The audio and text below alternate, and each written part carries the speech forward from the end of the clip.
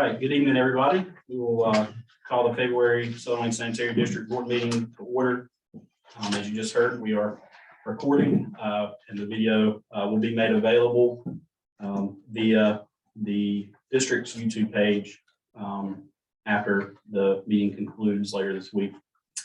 We will start out with a word of prayer. Let's all bow our heads.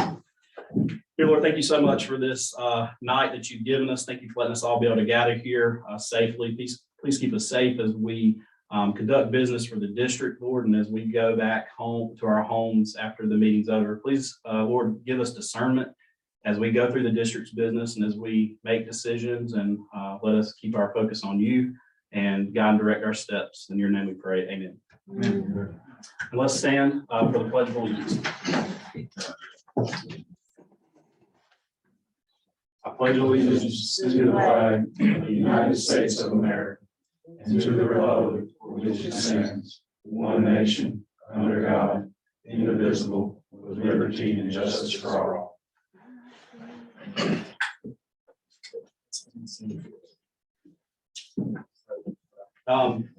Next item of business is approval of several minutes.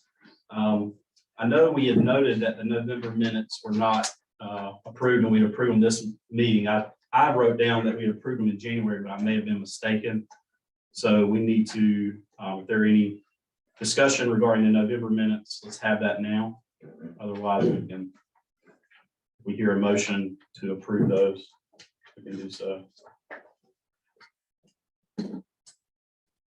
Any discussion on the November minutes? Okay. I hear a motion to approve the November minutes as written. I'll make a motion to approve. Second.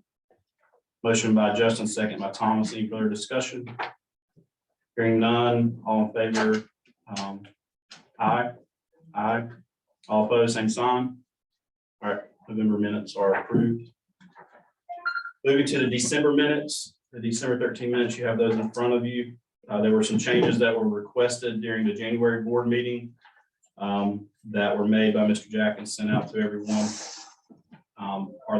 Is there any discussion regarding the December minutes? I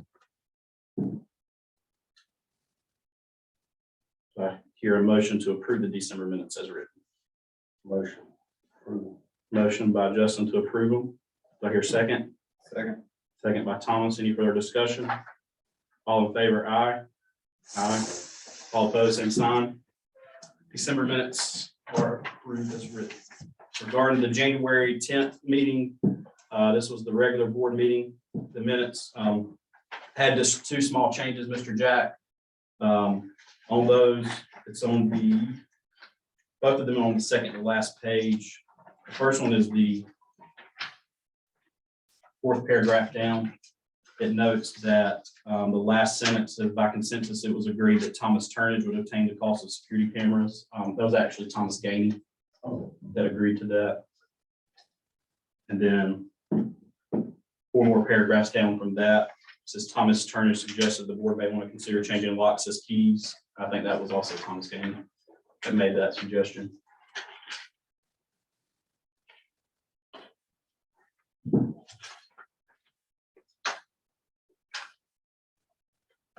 Any other comments? The January meeting minutes. I hear an approval based that we approve them based on the changes suggested. Make a motion to approve with changes. Justin, Thomas second. All in favor? Aye. Aye. All opposed? All right, they're approved. Those changes.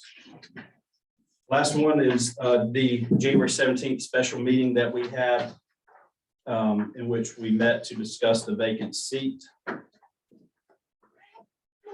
and our recommendation to fill that seat. Are there any changes anyone would like or need to note on this meeting? We have a motion to accept those minutes as written. Motion to accept. Just a motion, Thomas second. Any discussion? Hearing none, all in favor, aye. Aye. All opposed? Those minutes are accepted. All right. We'll move right along to our recognition of visitors that we have on the agenda for us tonight. First one is Jeremy King. Jeremy is coming to discuss with us a proposal and offering to help us with some of our licensing needs. To maintain our operation here at the district, we need 3 different ORC designations. That's distribution, well, and cross connection on the water side. The cross connection license is one we do not currently have and one that we need to fill to meet the requirements of the state. I've been in discussion with the state about that and our plans to discuss that during our February meeting, and they understood that. Jonah and Thomas are fulfilling the distribution and well licenses, and that information was submitted to the state a few weeks back. So Jeremy, I'll welcome you up if you'd like to step up to the podium and address the board. And thank you for coming tonight. Yes, sir. Thanks for having me. Well, as far as Thomas was telling me, I needed to give a little bit of rundown. I've been in the business about 17 years. Be well certified, B distribution, backflow cross connect, and then I got a list of wastewater licenses as well. I'm currently the utilities director for Town of Mount Auburn. Over the backflows, the distribution, the ORC for the wells, also the lift stations, all the collection. I'm over all that as well. But I feel like whatever y'all need me to do, I can help out. As far as on the well side too, any knowledge I can bring you, I'll be glad to give it to you. I'm very familiar with the state, got a very good working relationship with Jamie Midget and all the crowd from around Washington. I've been dealing with them for years. Anything else y'all need? I mean, I can tell you whatever if y'all got questions for me. Okay. I guess your proposal and would be to provide us, to allow us to use the cross connection license. It sounds like you'd be available for other things. Yes, sir. I had talked to some of them and I told them I could be available once a month as far as I'm working weekends for. During the week on sometimes if something is needed, I could help out. Kind of versatile, but not that much at the same time. You know, Mount Olive is my first job. But at the same time, I can provide help here as well. I feel like I can give y'all some added resource. Okay. What kind of fee are we looking at? For the license, 7,500 per year, and then for helping out, coming here, working weekends, 7,500. So 15 altogether. Okay. Any questions from the board for Jeremy? I mean, a lot of stuff we'll just have to go over in time as far as fine details and everything. Right. I just had recently wrote a backflow ordinance for the town of Mount Olive. So I don't know what kind of ordinance y'all got. And if y'all hadn't even got one, I can write one for it. And I have got experience on writing them.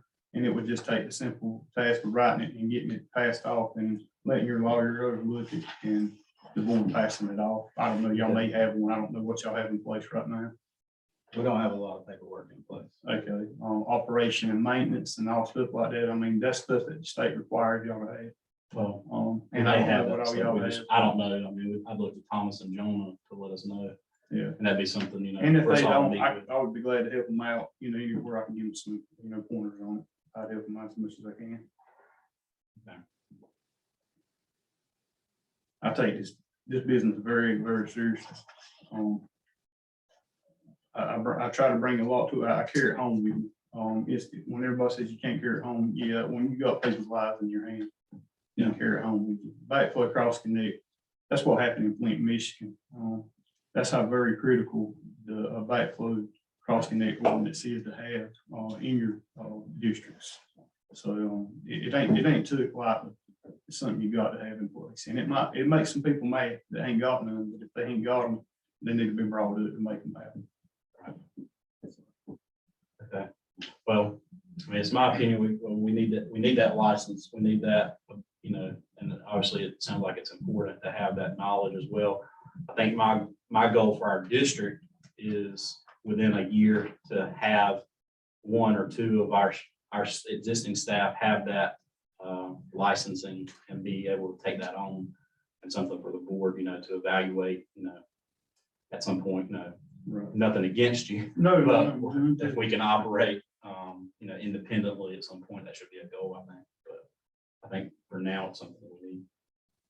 Well, I think with his experience as well, and to get us to where we need to be instead of subpar, I think that that's a benefit.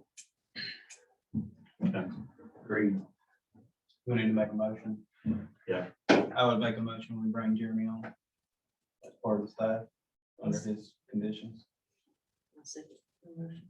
Okay, a motion by Thompson, second by Jessica. Any further discussion? All in favor? Aye. Aye. All opposed? Carries. So we'll work with you. We'll work with the legal team and the office staff to get, you know, the paperwork drawn up. Right.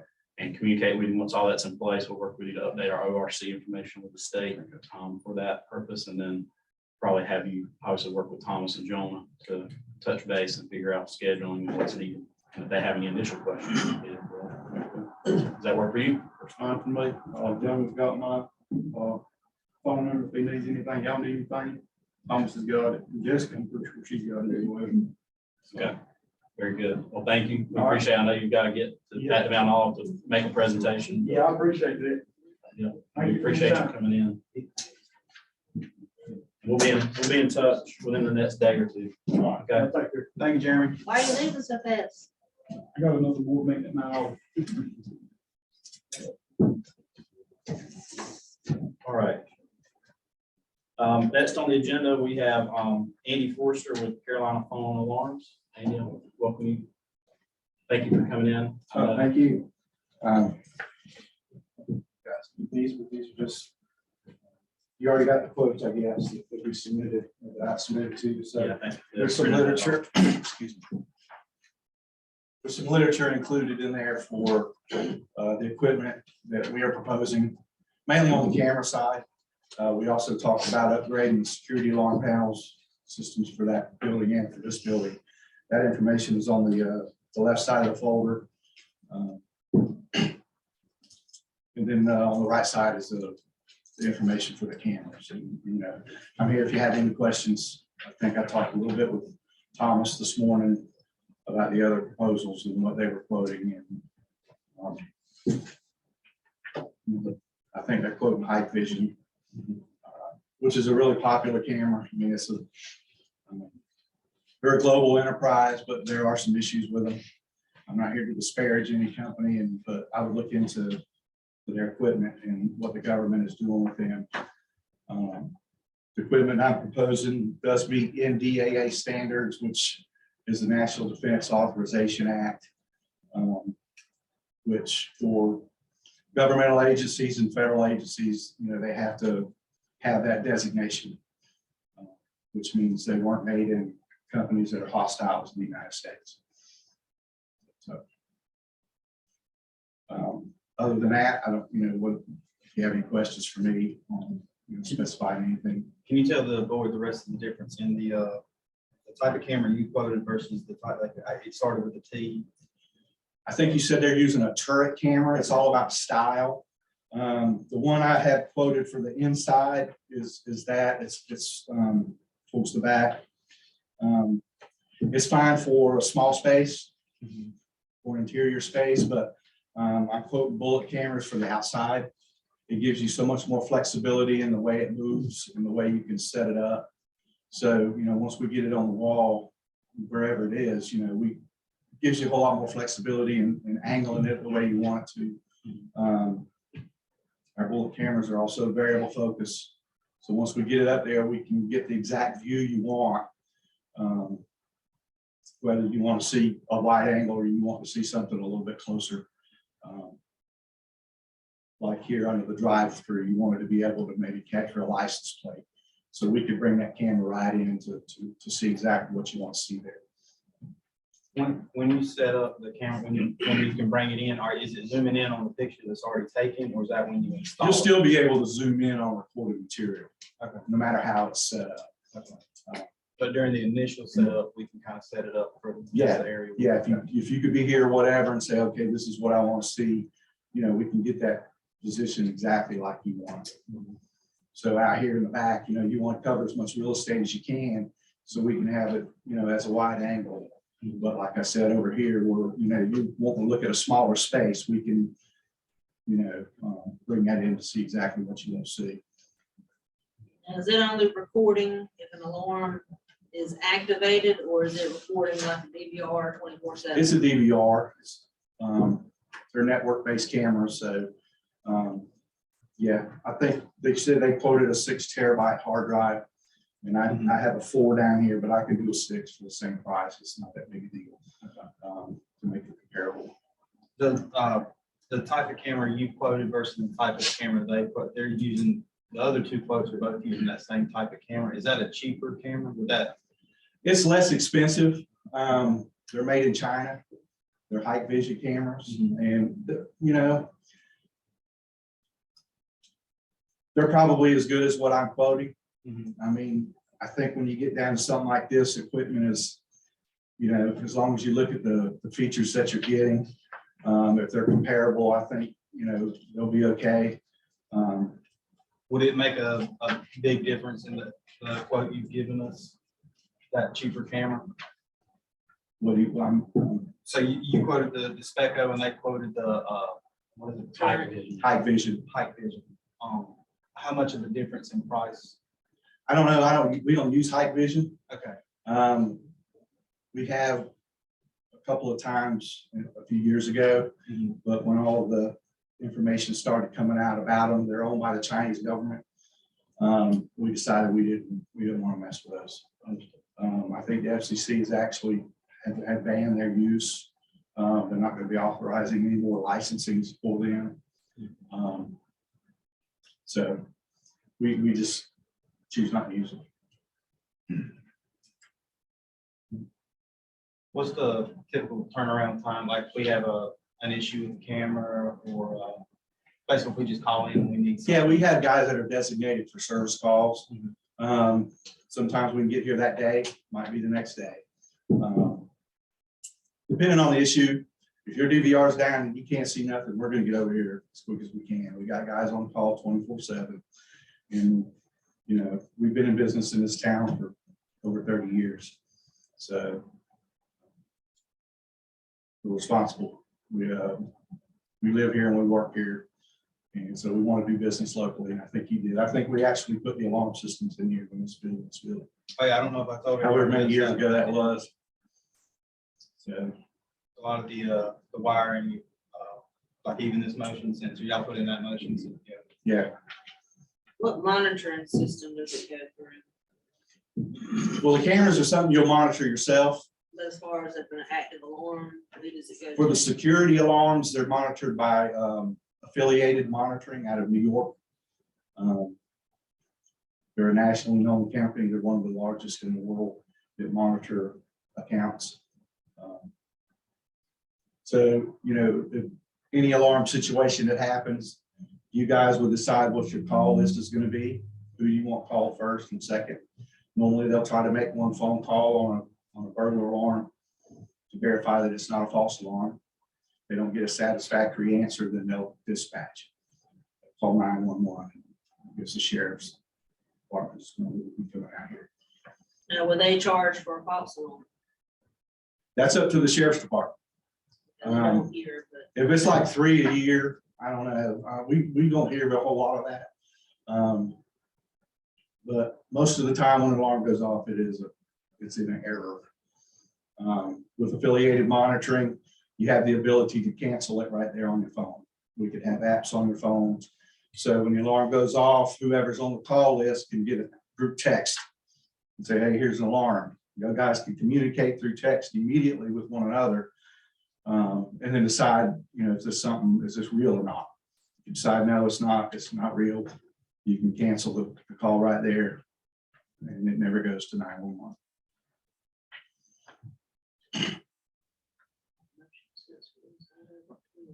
The motion sensor, that's separate from the surveillance, right? The quotes. Yes, there's actually 3 quotes here. One for the alarm system for this building, one for the alarm system for that building, and then one for the cameras for the whole campus. Which would be cameras there and here. And for the rest of the board, Mr. Andy volunteered to come and explain the whole system to us. You have any questions? How does it work if there's a fire? Will it sense fire? I don't know if there's any smoke detectors in here or not. I don't think. Fire is a whole different animal. In a residential situation, you can have smoke detectors as part of a security alarm system. In a commercial building such as this. And you can talk to the county. Some of them are very lenient on that. If you wanted to put a smoke detector or 2 in here. You Is know, that one that would be connected or not? Do you know? no, that's probably one that's hardwired in when they built the building. I mean, if it goes off, it's not going to call anybody, you know, so at night, if that smoke detector goes off, it's just going to make a lot of noise. Do we have anything right now that calls anybody if there's smoke? I don't think there is any fire Simply Safe protection will do here. it, is doing it now. Okay. I didn't even think about that whenever Okay, and we can look into that. It's, you know, typically, if you're gonna fire protection, provide that for a commercial building, you gotta have engineered drawings, and you gotta have exactly what the fire code says you have to have. Pull stations at every door, smoke detectors in the corridors, notification in every room that's considered an area of assembly, such as this room here. So it's not something we can just come in and pick and choose on fire side what we want to do. The county will have the final say so over anything like that, but See, I don't have anything that will detect smoke and just automatically tone out the fire department. No, it's not gonna turn out the fire department. It will go to the call center, and then the call center will they'll call 911, and that 911 will dispatch. so we can't just decide if you say, yeah, I'd like a smoke detector here. We can't just do that. We have to contact the county. Since you're not required, obviously you don't have any fire protection here, it's not required. It's possible they say, yeah, I mean, if you want to put a smoke detector or 2, that's fine. And, you know, because it makes sense. Right. There are municipalities that say, no, you gotta have all or nothing. And then that just, you know, Okay. stops people from doing that. Right. Now, I know with residential alarms, you will get some type of discount with your insurance. Is that the same with commercial? I would think so. I mean, that's up to your insurance company. You can certainly let them know, hey, we're protecting ourselves. We've got cameras, we've got monitor security alarms. What are you gonna do to help us out? Yeah. I would think they would.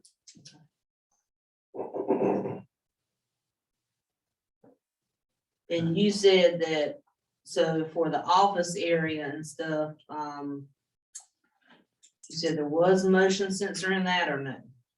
Yeah, I mean, you already have alarm systems here. My quote here is to upgrade the actual control panel and the keypads. Okay. And then they're itemized if you look at it. So the alarm control panel is actually in your room up here where all your data is. And we would replace that. We would replace your keypads. I think you have one in here, one at the other door. New batteries, we hook everything up, check it out, make sure it's working. Install a cellular communicator, which would actually be calling the monitoring company for you. It's like putting a cell phone on the alarm system. Can that be done over internet? It can, but a cellular communicator is the way to go, because if your power goes out, your internet's going to go out. Got it. You know, cellular communicator is going to work 99% of the time, you know, whether you lose power or not. Plus, it gives you the ability to have the apps on your phones. I appreciate you sharing this information with us. I appreciate you having me. Yep, thank you very All much. right, you'll have a good evening. You too, thank you. And we'll get Justin your next, but I forgot to mention, completely slipped my mind. Scott did contact me yesterday and said he would not be able to attend. That he had an unavoidable conflict for tonight. So we touched base yesterday. All right, next up, we have Justin McLam from Union Bank. Yes. How are you? Good. And no relation? No, not as a Matt George does. Yeah. I think in here, we love to have people with the same names, you know, so. Make it easy to remember. Scott Ingham, Scott Evans. Yeah, so, thanks for having me tonight. I spoke to Thomas and he had reached out in regard to the banking relationships currently with Truist, and had some concern on the amount of, mainly the amount of monthly fees you guys are incurring. We did look at a couple of statements, December and November monthly statements. And over those 2 months, I think it was about $160 or so in account fees. Incurred over those, that time period.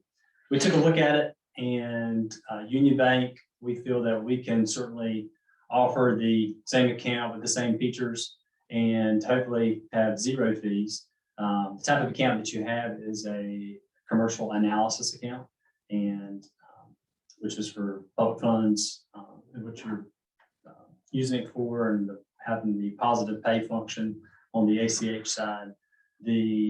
With the account balances that you have in the account, the way the analysis piece works is you receive an earnings credit, and that earnings credit goes towards compensating any kind of monthly fees that you may have. In the analysis that I've looked at, you shouldn't need to keep the whole amount of your balance in that account to offset completely your monthly account fees. So what that should do, the best of my knowledge, it looks like it should be around $1 million should be the amount needed to offset any monthly account fees. So what I would do is then take the excess balance that you have and put that into an interest-bearing account so that you're actually making a little bit of money. I will note that interest rates right now on the deposit side they're not great, but it is something. And then obviously as the rate environment starts to increase, those interest rates will increase accordingly.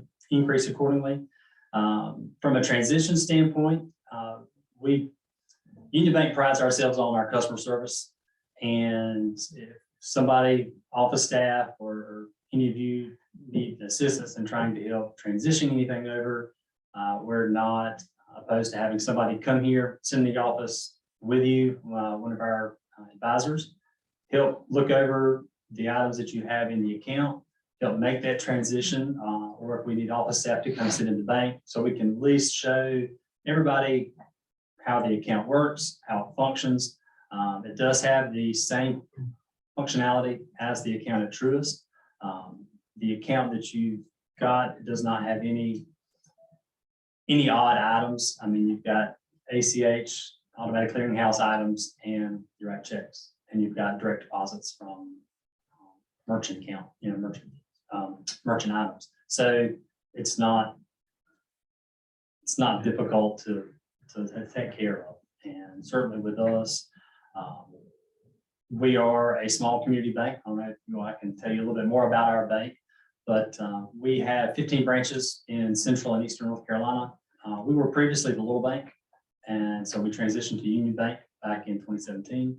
And as of the end of the year 2021, we were about 1.2 billion total assets. So we are, I would call us a smaller community bank.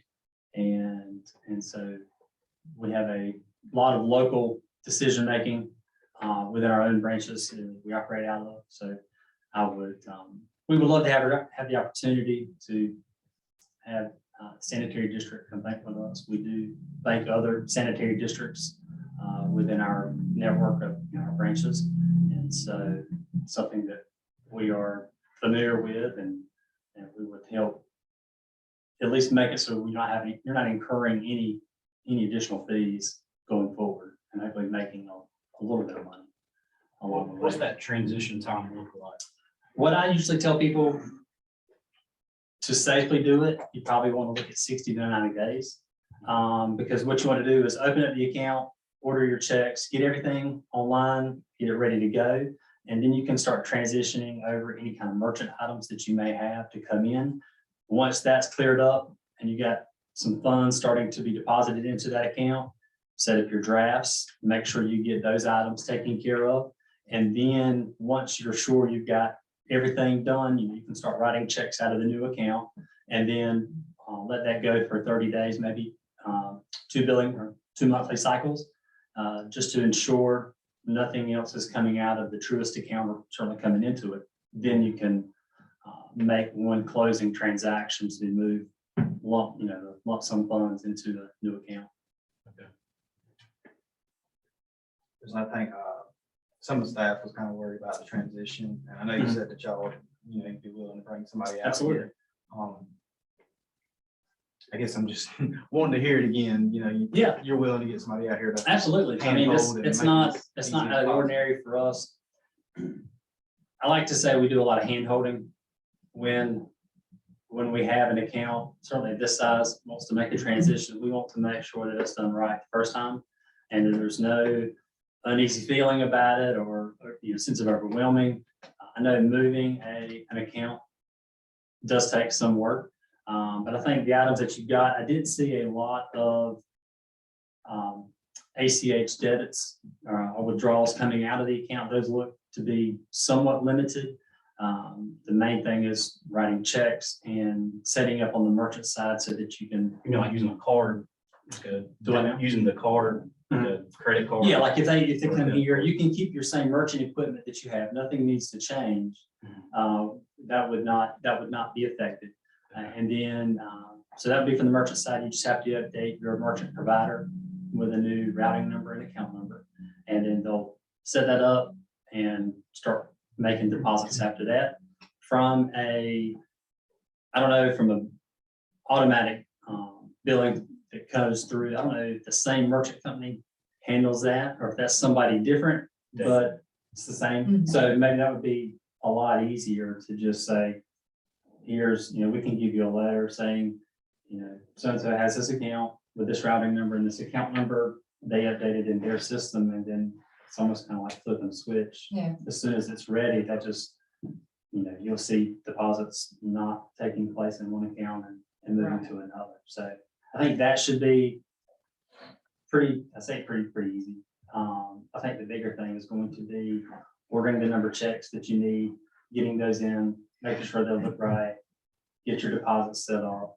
And then after that, you can look at your ACH drafts that you have coming out or the items that you send via ACH. Right. It didn't look maybe 8 or 10 total. So it's not, I would say tackle 2 a day and just say, okay, let's get those set up and then test one to make sure you did it right. Then you can just go. But no, we can certainly have somebody come here. I know you guys are busy, or maybe if there's just 1 or 2 people in the office, have somebody come in so you're in your own environment, looking at it on your computer and just help you out and then kind of repeat the process after each ACH item that you may have. So, but we would certainly welcome the opportunity and would love to have you bank with us. So you're saying that the fees, there will not be fees or the interest that they're earning is gonna pay for those Correct. fees? Right. So the analysis account gets an earnings credit, and the earnings credit is based upon your average daily balance in the account. So there's a reserve requirement that we have to pull out, which is 10% of, I know probably too much information that you need, but the reserve requirement is pulled out. So an example, if you have 2.5 million in the account, 10% is 250,000. So you actually can earn that credit on 2,250,000. At that level, that pays for about $375 a month in fees.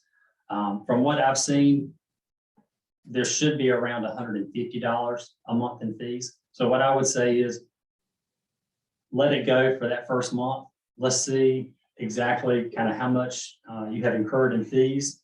And then whatever that balance needs to be to wipe out your monthly fees, put that into an interest-bearing account, whether it be a money market or a CD. You could take some CDs and actually ladder them so that you get different CDs at different rates, expiring at different terms. Wouldn't do it right now. I would probably just leave it in a money market, only because CD rates are not great either. So it's, you don't want to lock up a 12-month or a 2-year CD that's not really earning that much, especially with deposit rates probably will be increasing in the next 12 months as loan rates start to increase accordingly. So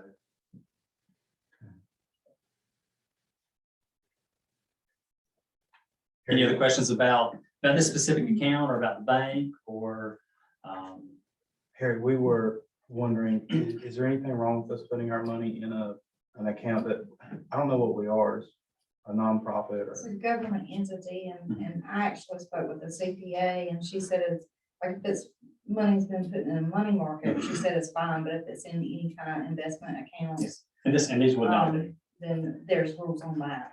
Yeah, these are not, we are FDIC insured, you know, we check all the boxes in that regard. So it's certainly not an investment account. It's not backed by stocks or anything within the stock market. So it's held locally.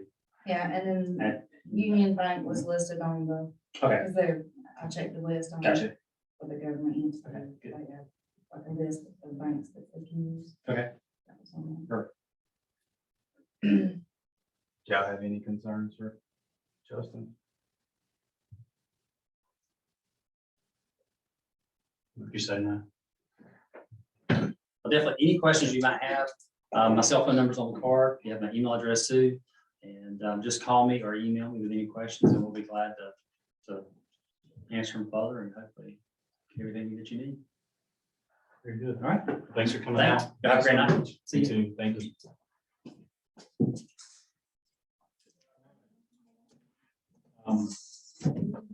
Moving right along, next item is the operations report.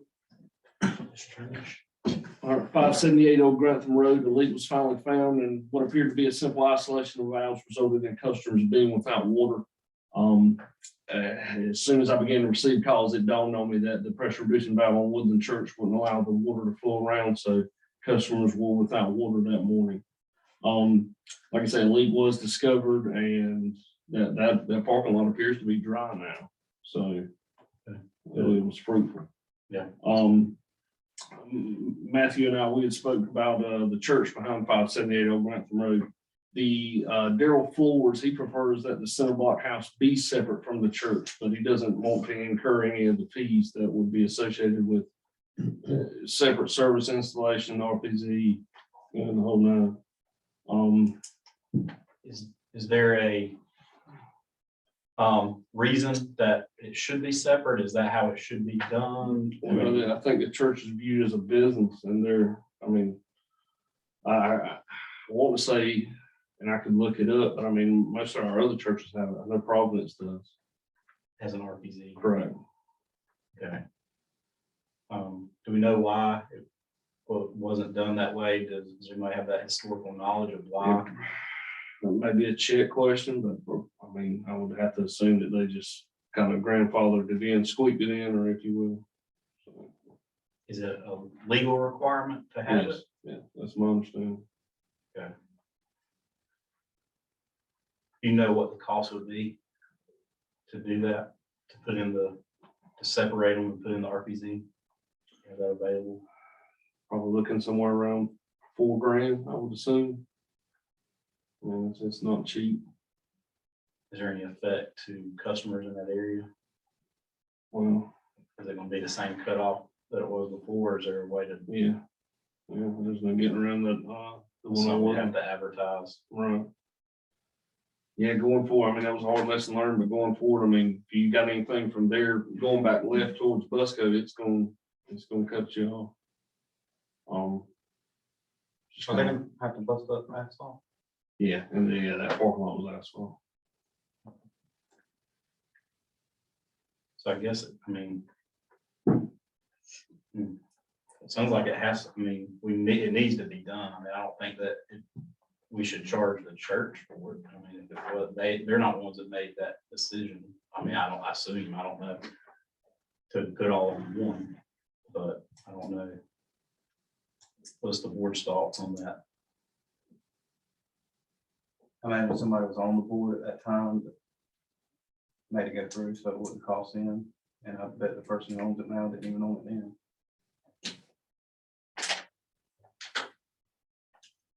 I would say, reach out to Daryl and see if he would get 50-50 on it. I mean, what do y'all think? Yeah, see if we can at least get him to agree to something, yeah. What the need to be done. I mean, say it's not, I mean, basically saying it's not the code, right? Right. It's not So- code, we're not gonna be fined for it. Yeah, I mean, that's what, I mean, what, you say we're not up to code, basically, what are we looking at here? You know? So it's gotta be done, put in work tomorrow, or just needs to get taken care of? No, it's just something we need to address. I mean, yeah, something Because obviously it's not gonna meet for another month. So, it's something we've been made aware of, so we need to Right. make it right. Does anything happen if we don't do anything?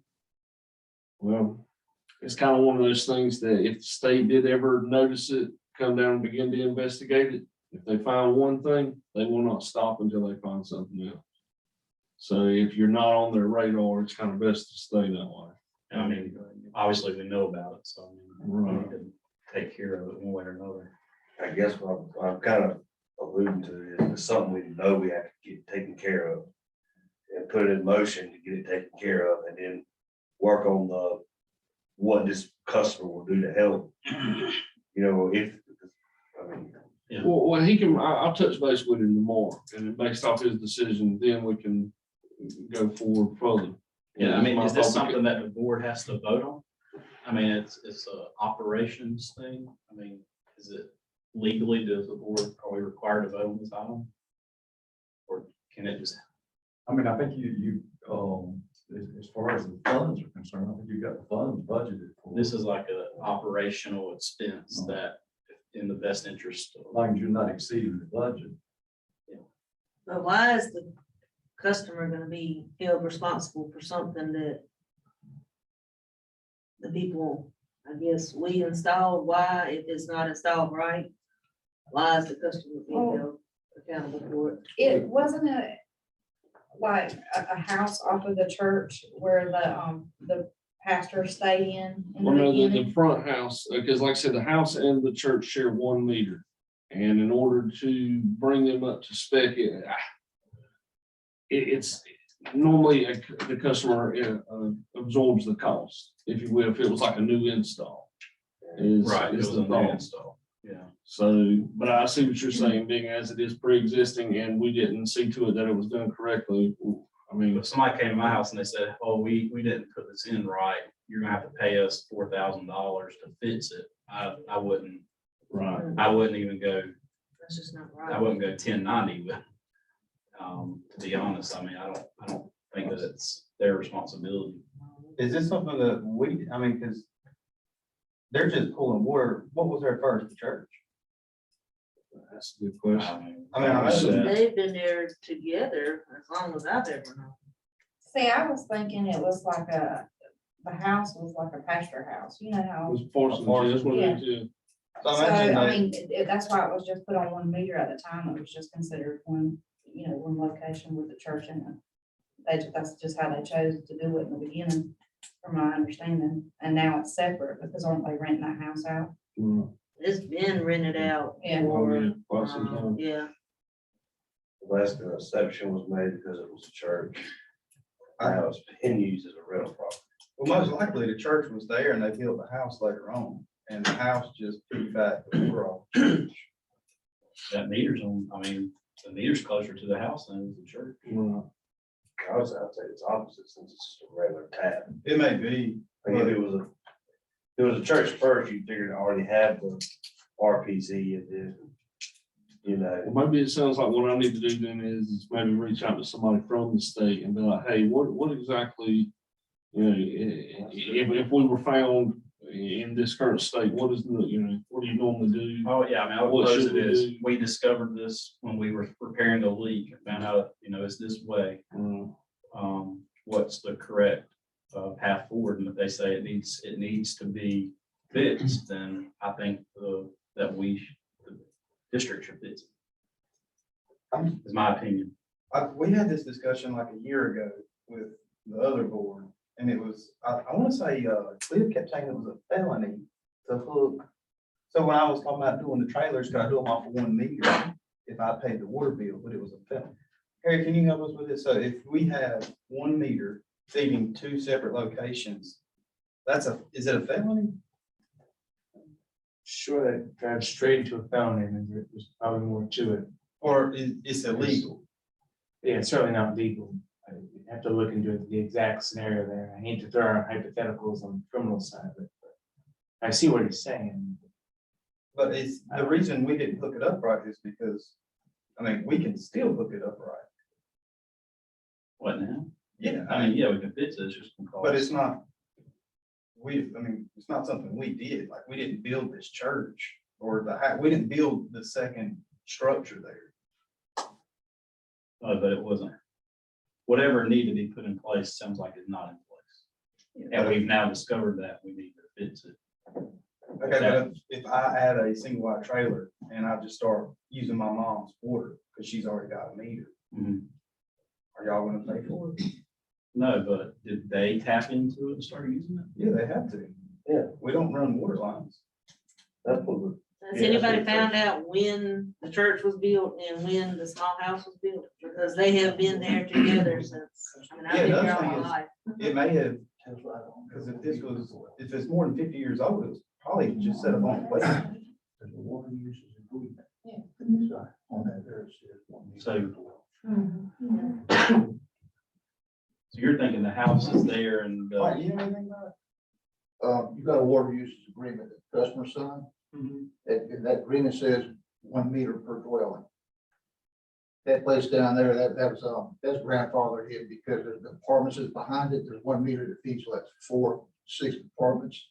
And you got some apartments right up here, all that stuff was put in before, Southern Wayne started, cracking down on putting policy in place.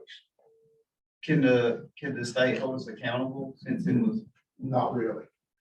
so we could just let it go? You can let it go, or you, or like, the church you talk about, do they have a baptismal in there? I can't speak to that. If they have baptismal, they have to have an RPZ. Okay. but if they don't have a baptismal, If they there's don't have no a legal baptismal, reason. if they don't have a baptismal, you can approach them, tell them that you guys need to put an RPZ in. If not, we're gonna shut your water off. If the state's not gonna, That's in your water usage agreement. so we need to find that, and if the state's not gonna find us, I mean, as long as the bill gets paid, I don't care. As long as we're not, yeah, as long as you're not in violation. Yeah, I mean, if it's grandfathered in, it's grandfathered in. So find out if they have a baptismal and then reach out to the state and give them the scenario and find out what, we need to do. Gotcha. And that kind of ties into my next deal. A fire hydrant was struck at 552 Old Grantham Road. Completely, the woman was flying. We still haven't heard anything back from her insurance, but we might as well go ahead and fix it. And since it's gonna kill water to that little section anyways, when we do the previous, if we do, might as well, 2 birds, 1 stone type deal. Okay. I wonder if we have any way of finding out. I guess we could ask for the police report maybe and find out who her insurance was, or, What was the date of the accident? oh, good Lord. It was over 2 months ago. What happened? Right there in front of the fire department, a woman was running like 80 miles an hour and just kept going straight. I don't know how she did it. She was going straight and hit the tree and it split her car in I know half, what you're talking about. just sideways. Yeah. It was raining that day. She had no business doing that day. So how's water not, y'all cut the fire hydrant off at the valve? The breakaway flange did its job. So no water initially came out. And then when it lost pressure down there, that foot valve dropped.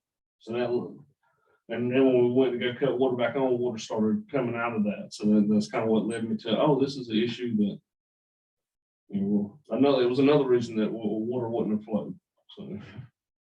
But, I'll work on getting that for. okay. Our soft start at the fairgrounds has been fixed. Some of the settings had gotten out of whack due to a fault. This is a question I got for the board. I just wanted to hear anybody's opinion, but I'm probably ultimately gonna need to just do some research. But did Cliff have any projections on how often we would be replacing our chemical pumps? I mean, any kind of preventative maintenance schedule that he proposed, came up with? I remember the one for the tanks with Southern Corrosion. Well, they stay so on top of that anyhow that. I don't know about the pumps. The reason I asked you, I mean, they're about $5,000 a piece and we have 2 spares. And I would just hate to. I don't know, that may be something you can ask Jeremy too, like if he has anything already in place on what it looks like, or like you said, do some research and Cliff's files and. And we're coming up on like 3 years of using the ones we've got, so. Yeah, if not, again, talk to Jeremy or talk to, who's a Pearson pump that would Oh, maintain. no, not these Kim pumps, we install. Oh, Kim pump. Yeah. Okay.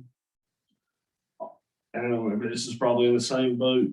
What is the status of the filter media next door to our office plant? I want to say that it was due up or scheduled to be replaced, and that way all of our water filters would be the same. I don't, so it took them forever to get it replaced at the mill, Right. but I don't think there is a schedule. I think the previous board was just waiting for it to get bad and then they would replace it a year later. Same business model. Yeah, but what you and Mike were talking about, we wouldn't need permanganate after. Correct. Yeah, I mean, I would love to push forward with that. Absolutely, that's kind of my thought with it. You have I'm a very cost on interested. I'm sorry. You have a cost on it? Oh God, no, not prepared Yeah. here. I think it was about 25,000 to do it at the mill. I mean, it was a lot, but we wouldn't have to worry about purple water. Well, I'd go ahead and look into what it would cost and get a quote. I think I can look and see if there's room in the budget for it. I think King Plumbing was the last one. King was so good at the mill, yeah, because I remember the little boy named Booger got so dirty getting the media out of it. Yeah. That's what a rough job. But also the water level gauge here at our office tank, it is either stuck or broken or both. Basically, I have the permission to go ahead and see what it's gonna cost and see about repairing it. Yeah, I don't think those things, I mean, you can move forward with that. Gotcha. Don's been in the hospital, Don McLean, our computer guy, so I still haven't forwarded Cliff's email. He's gonna have to do it. I've tried to get into it, but he removed all settings. And all data to either be entered or submitted to the state is current as of January 31st. So. Very good. That's awesome. December 8th, was that right?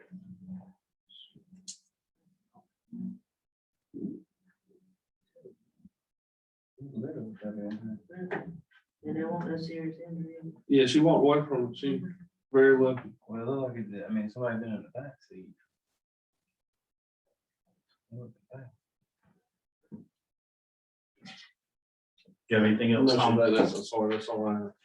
John? I wanted to talk about the legalities of the multiple users on 1 meter. Mm-hmm. Wayne Water doesn't.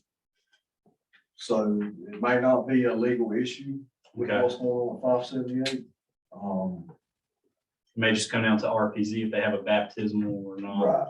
And I what think they that's need what's to do. going on. So you can have more than one user on Wayne it? Water doesn't, so I don't see why in the county it will be different from us versus them. Is that just a policy we do? Policy, we did away with that. We did do water users agreement, the policy was 1 meter per well.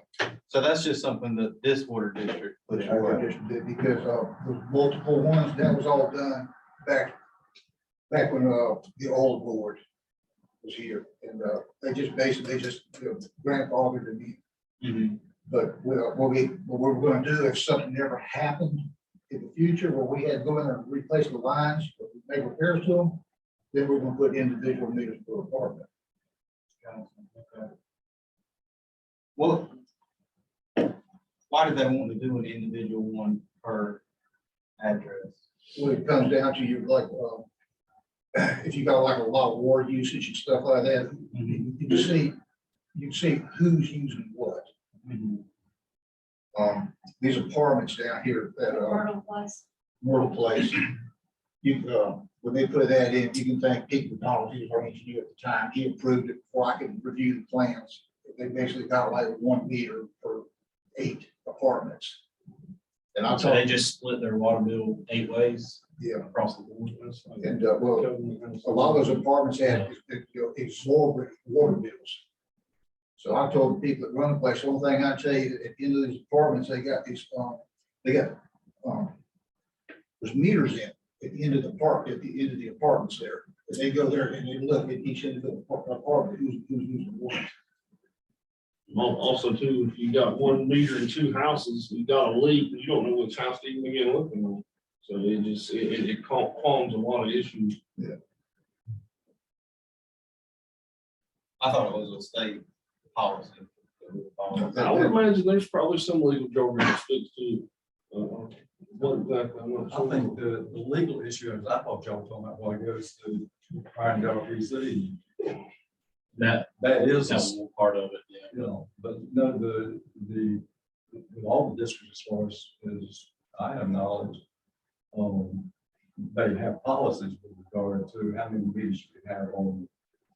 And they have had situations where there's been a family member that's moved into an adjoining house and they try to tie in and they use 1 meter and that kind of thing. So that's one reason for the rule. Right? Otherwise, you have people connecting and, right, you know, you wouldn't. With some of the equipment you have now, it's easier to follow up on that and find out where is coming from. But that was the reason for that. I thought when you were talking about it was a criminal thing, I thought you were talking about not having the architect.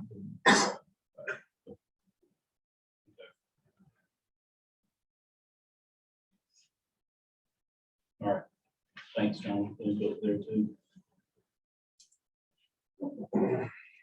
And I appreciate Thomas, you and John stepping up over the past, 38, 39 days, where it's been, and filling the role. Really good job. Still got water at my house. It tastes good. My wife doesn't complain when she washes, so. Thank you, Dana, Sherry too.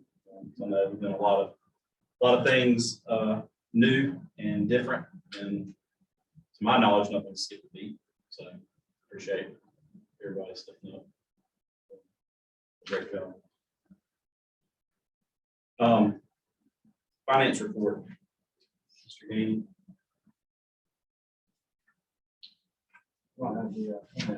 He does. It's in your paper.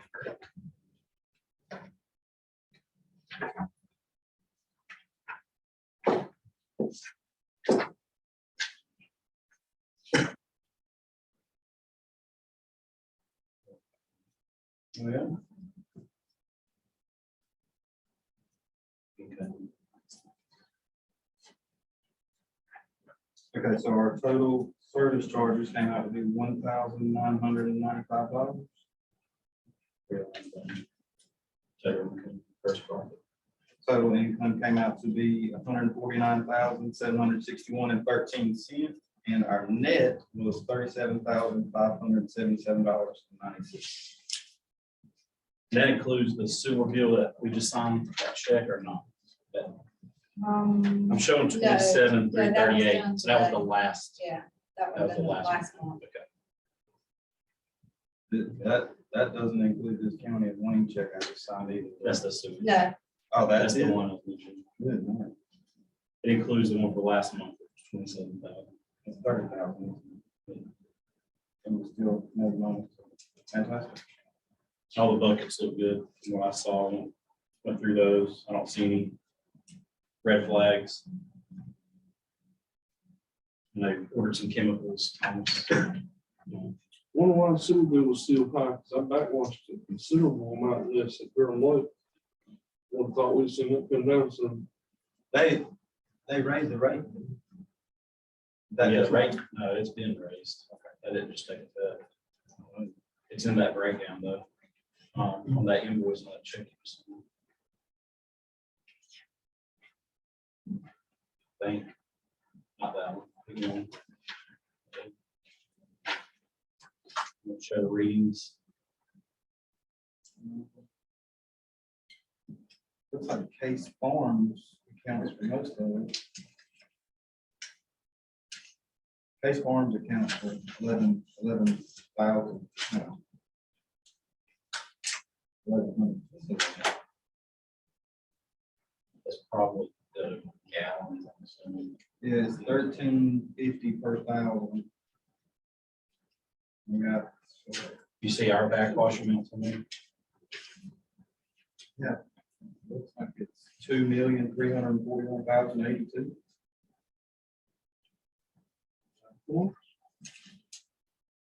What's the line item? Total gallon. No, what's the, let me see.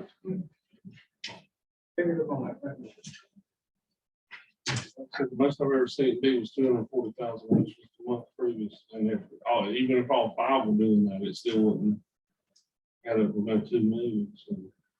No, that's over, that's all of it. That's not us. The Marmax in here, is that the fire department? No. I can see it, but I'm not sure. No, it's the shopping center right there, here across from Burger King. Okay. And then there's Case Farms, Bradford Acres, Myrtle Place, Well Site. So that's ours. 5 Points. And then 2 on Woodland Church Road. The well site is 260,000 gallons. Which was like, Doesn't say. well, it's gotta be the fair. Well, Durham Lake and the fair feeds into the sewer, and it does right here too. That feeds into the sewer. It's 260,000 gallons. That's coming from backwash. Right. That I makes a don't little more have sense. the one on the for last total. month. Well, no, excuse me.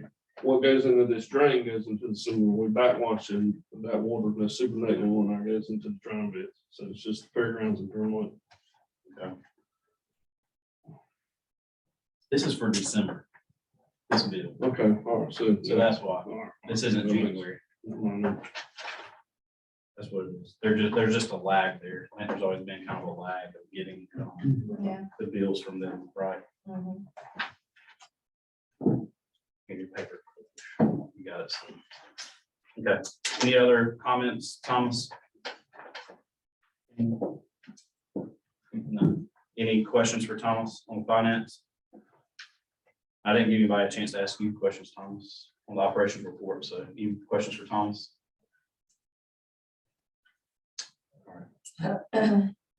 Construction report. Scott? Okay. First thing is the US 117 water main relocation project at the fairgrounds. We have the easements signed, and we just have to do a few little touch-ups to get them recorded. The 3 easements, the one for the fairgrounds, the one for Outlaw, and one for Legion Building as well. So we should have those in place pretty soon. We still don't have a firm start date yet. The pipe is still about 4 to 5 weeks out. So as you remember, maybe a month ago, we were 11 weeks or so out for more time out. So we have the 8-inch, they have the 8-inch pipe, but the 10-inch pipe and some of the other things we just don't have yet. So still working on that. As we mentioned last time, Ralph Hodge is trying to purchase from either one of 2 suppliers, and whichever one can sell first, they'll buy. I did remind them that the fair is coming up from September 29th to October the 8th. So we're getting in that time zone of 210 days from the fair. So anyway, we'll hopefully by the next meeting, we'll know a whole lot more and be real close to getting started. It may be worth, I don't know, you may have already told them that the offer from the Legion to park their equipment, should they need a place to put it off the highway. So they may. Yeah, we talked, Talk to him about it. we talked this morning about, I actually gave him the number of Ron's number and Eddie's phone number as well to give him a call, because the Legion probably the best place for them to store equipment and dirt and stuff like that. Right. So. Okay. Anyway. Do y'all have any questions on that project this time? Have you spoken with Chris Gurley? No, sure. They're gonna pay 117, so we need to coordinate with them on that paving project to make sure we're not interfering with them. I think Chris wants us to reach out, so maybe we can Okay. coordinate a call with you as well, Scott, to be involved, so we can talk to him and find out what that schedule looks like, and so we can try to coordinate it. Okay, and now we're gonna, is he with the DOT? He's the commissioner, one of the county commissioners. County Commissioner, okay. Tell them we don't know when we're gonna get started, see if we can go ahead and get this done. Okay.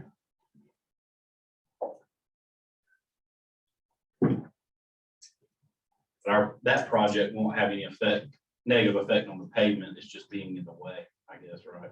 Yeah, because we're not removing the old water line that's in the meeting. We'll be flowable filling it. And we won't be, should be cutting any pavement except maybe when we cross some of the side driveways, Mhm. like the cemetery, things like that. We Right. might either cut or bore some of that. A lot of times a contractor chooses to bore it, so he doesn't have to cut it, so he'll free bore it under there. Mhm. Okay. So we'll see on that. Okay.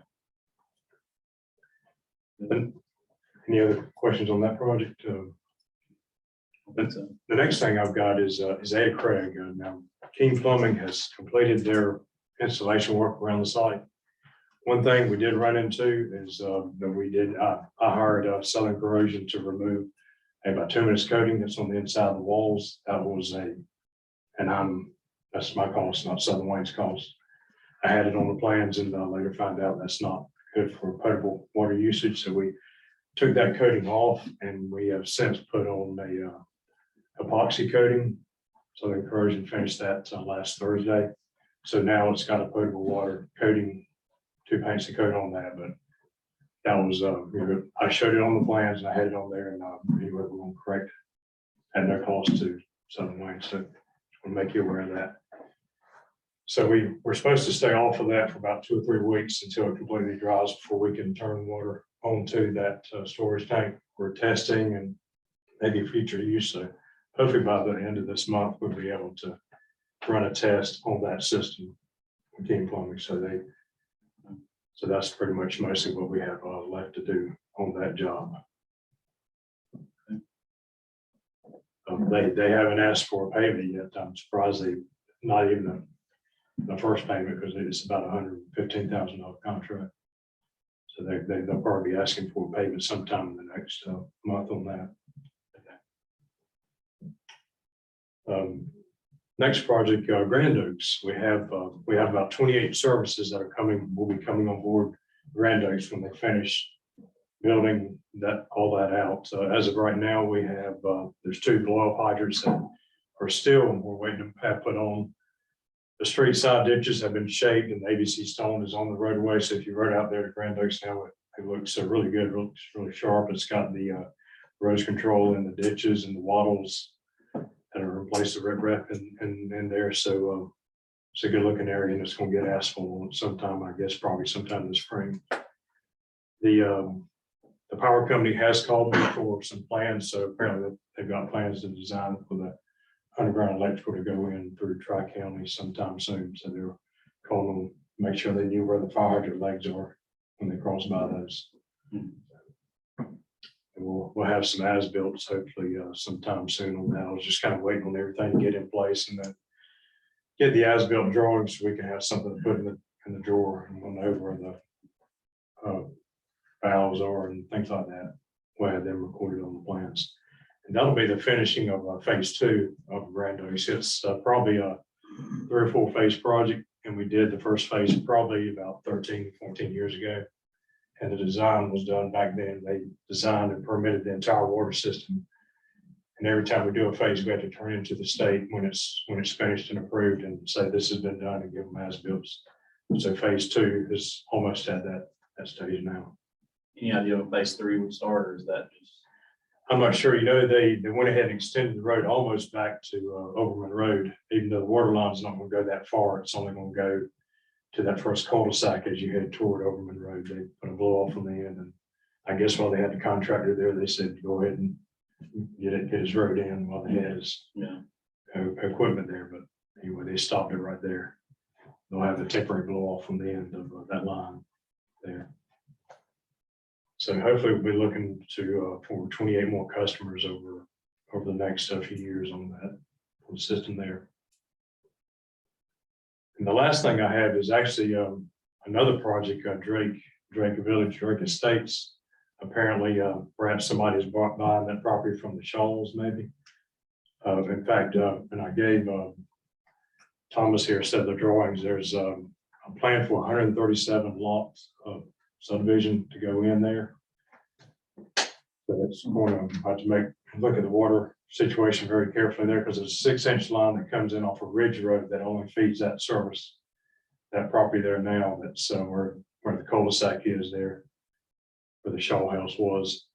And I think, in my opinion, we'll probably have to look at possibly going back to Highway 13 to the 10-inch line and looping that whole system in, especially they're going to develop all 137 lots there. So that can be kind of taxing on water supply.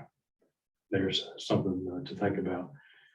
But Brian Jones had brought the plans first to Thomas, and then he called me and we talked it over a little bit. And he's going to do the subdivision, the grading plan and so forth for the entire thing. And then he's going to either have to, run it through us if he does the water plan, or he may get me, I may quote him on doing the water plan himself, so that that'll cut out one part of the process there. So anyway, we'll work together on that. One thing they will have, he did mention that there's probably a track developer there, so you may see 10 or 15 houses go up at one time. So that's a little bit of a concern there with a lot of water supply and needs right up front. So anyway, it's really at a very preliminary stage right now. He just kind of sent these over at the end of last week with the planning. You're certainly welcome to look at that.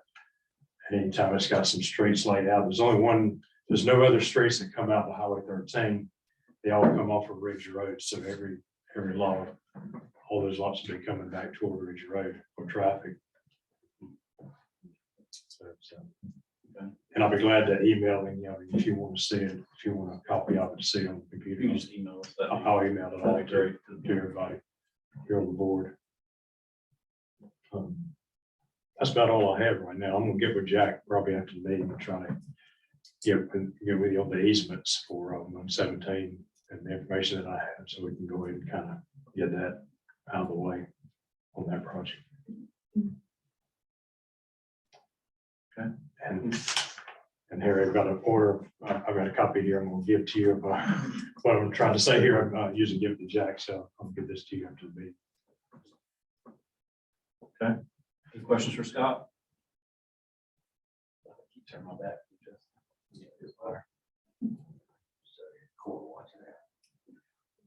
Okay, all right, thanks, Scott, appreciate it. All right, legal report. Jack, you want to give that, or? I'll fill you in on what I have. As Scott mentioned, we conferred on finalizing those easements that I had drafted and sent to him. And I've just got a little minor change to make in it with what the surveyor is furnishing him as far as the descriptions are concerned. But they are all signed, so that's all basically completed. Following the meeting, in fact, the next day after the January meeting, I sent a letter as, well, I'm sorry, not after the regular meeting, but after the special meeting. I sent a letter the next day to the county concerning the appointment. The day after the commissioners met, I had not heard anything from them, so I did call and check the county manager's office, and they told me that the approval had come about and sent me a copy of the letter. And I then prepared the oath of office, took that to the clerk's office and contacted Jessica Pope and advised that it was there. And I got a call from the clerk's office to say she had been in and taken the oath and was ready to go. So that was taken care of. And I also, I realized I really hadn't heard back as to the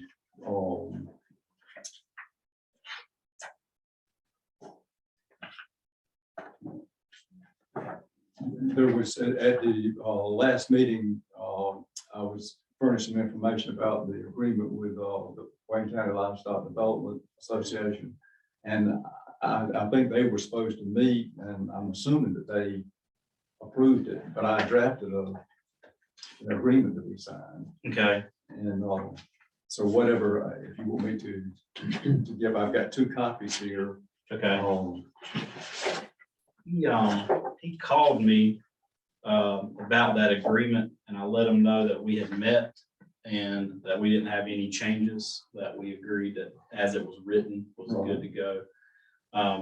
So he was good with that. He did also, he asked about, what water meter we're using, and I reached out to Thomas and he gave me the contact info and I passed it on to him so he could know, because they want to put in the same type of meter for measuring their sewer usage, I think, over there.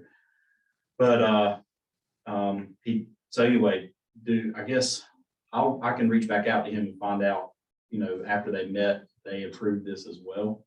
And then we just need to sign. They did. They did. Okay. My dad's on that committee. Okay. Okay. Well, I've got these, I've got 2 copies, so they could both be signed and each Okay. return a copy. We'll do that. We'll take that and get that signed and from everyone and get it filed. That'd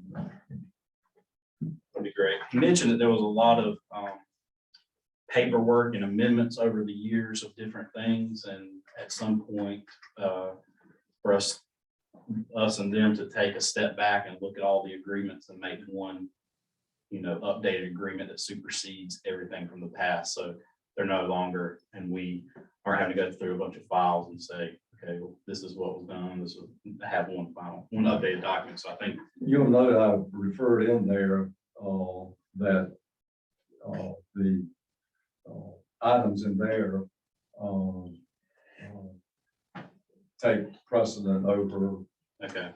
items that might deal with the same issue in the past agreement, but the easement and agreements are still in effect, except as amended and Okay. modified by that document. Okay. So it's always been a process over the years. They originally agreed to the easement, and then there's been questions that developed over the years, I think, with regard to building, with regard to the location of the equipment and buildings and so forth on the fairground property and all those kind of things that Okay. have been addressed over the years. But Okay. All right. Great. Well, I told him, we had a lot going on at the moment that it'd be something we could revisit at a later date, and he agreed. I mean, it wasn't anything that was pressing. So I'll take care of this and we'll get it signed and notarized. Okay. Anything else, Mr. That's all I have. Okay. Any questions? Anyone? Hearing none, we'll move into old business.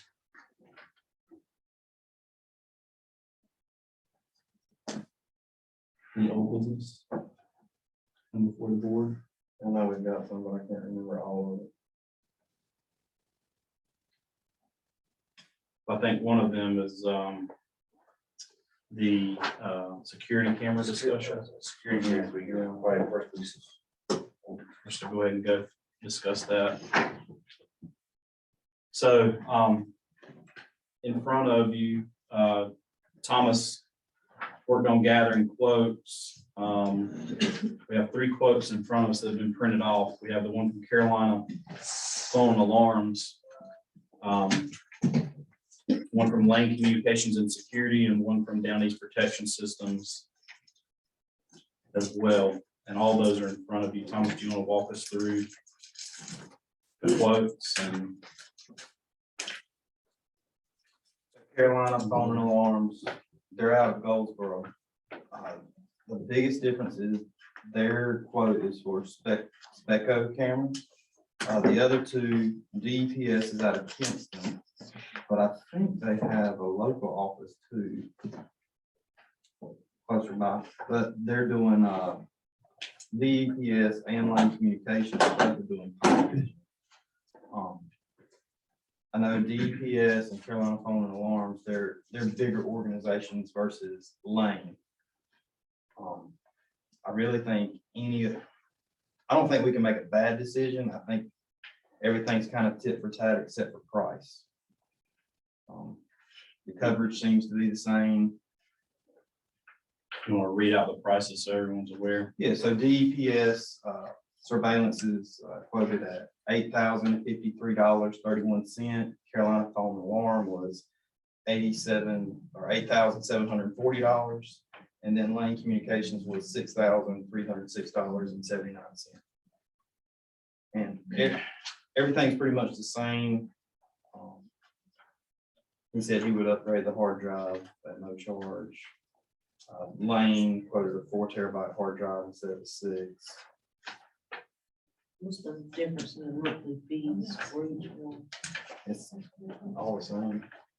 They were all $25, $30. And they all offered the first year for free. Now, this price that Thomas just read out, that's just for the cameras. That's not doing the alarm. So those alarm prices are on the next pages. Yeah, so the alarm price from DPS, and this, I'm gonna read both places. So, 2870. Is that total for DPS? Okay, $1,398.01. And then. I should Yeah. 1,200, Total at the yeah. bottom, Yes, I was reading total. So total to do both would be 2,870. Yeah, this was the next Yes, page. that's cool. So this is the alarm system for the first building, and this is the alarm system for the. Oh, I thought he was talking about that 8,000 plus that. So then on Carolina Phone and Alarms, one building's 1,645.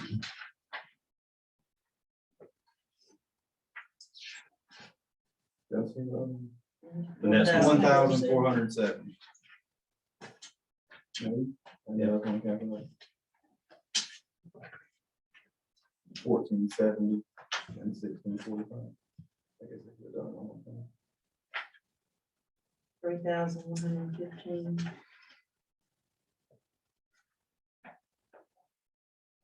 Okay, so DPS was 2,870, Carolina Phone and Alarm, 3,115. Lane Communications is 1,389.82. That's for both. I would say go with the medium in the middle. This one doesn't have any detailed list of anything. It's in the paragraph. He just didn't, I don't think listed it down.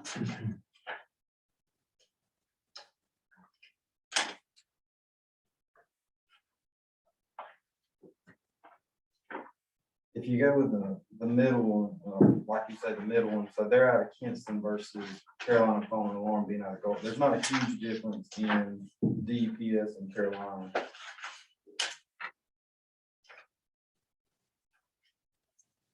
But Carolina had it hooked up before. They are in Goldsboro. I don't have a problem with Lane Communications.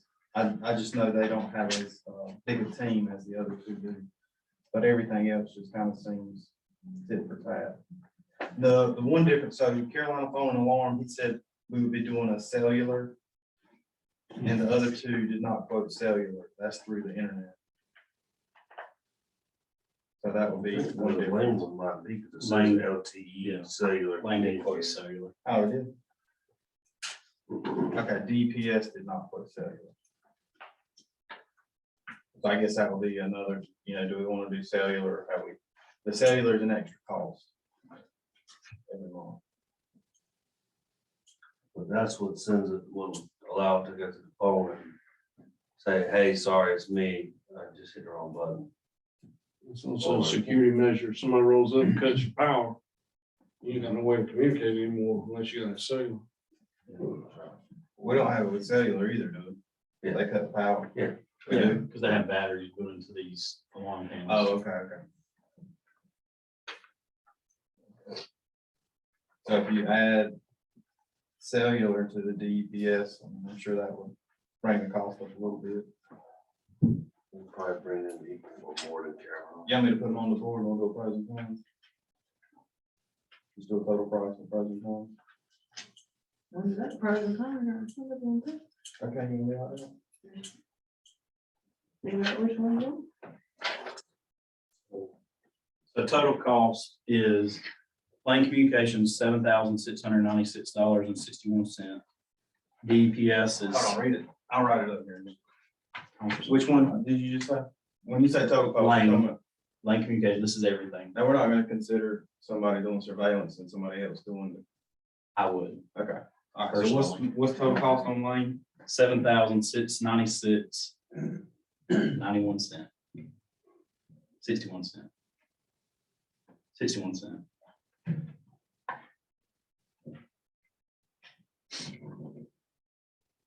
DPS, 10,923, Say again. 10,923.34. You said 40, what? 34.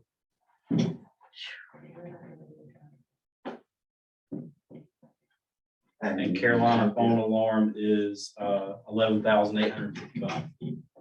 11,000, how much? 855.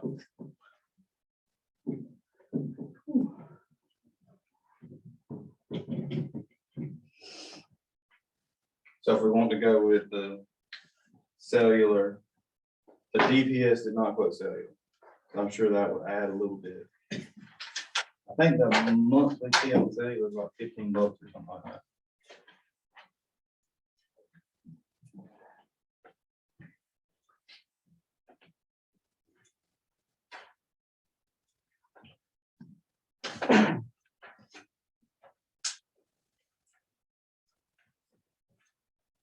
Oh, in Carolina, all the cameras are not 4K. No, they're 4K, but they're 2 megapixel. Okay, and the other ones are The other one are 4K. 4K, 4 megapixel. Okay.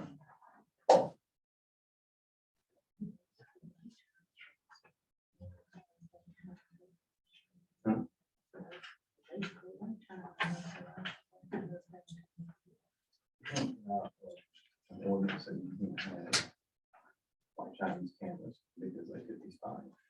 You can't work with Chinese companies and stuff. Well, our government is now, so it's okay. What are the thoughts on Lane or concerns? I mean, they're significantly cheaper, but I also know they have a lot lower overhead. 'Cause they don't have as many people, but and they're local. They're a team of 3. They're a team of 3. DPS in Carolina, I'd say their team's probably 30 or more. And they're huge. Do we have to make a decision tonight? We just got it next month. But what's the point of waiting? Okay, what do you want? No, I'm asking, what would be the point of? It's not completely apples to apples. Why? Well, Carolina, I mean, I'll put better cameras.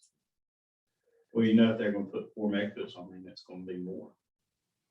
Yeah, but then also with DPS, they're gonna have to do, we want the cellular instead of the internet. So that's gonna be more. I mean, I don't know the price difference and that kind of thing. Well, this one says. I would say Or- the DPS is right there with Carolina for the most part, except they don't have the sailors. I would say based on what we're looking between them two, I would go with Carolina. Carolina's already been out here halfway installed, got stuff here. But I would like to know what, I almost like to hear from this lane crowd if they come out here, because we heard from them, the lanes, $3,000 or more cheaper.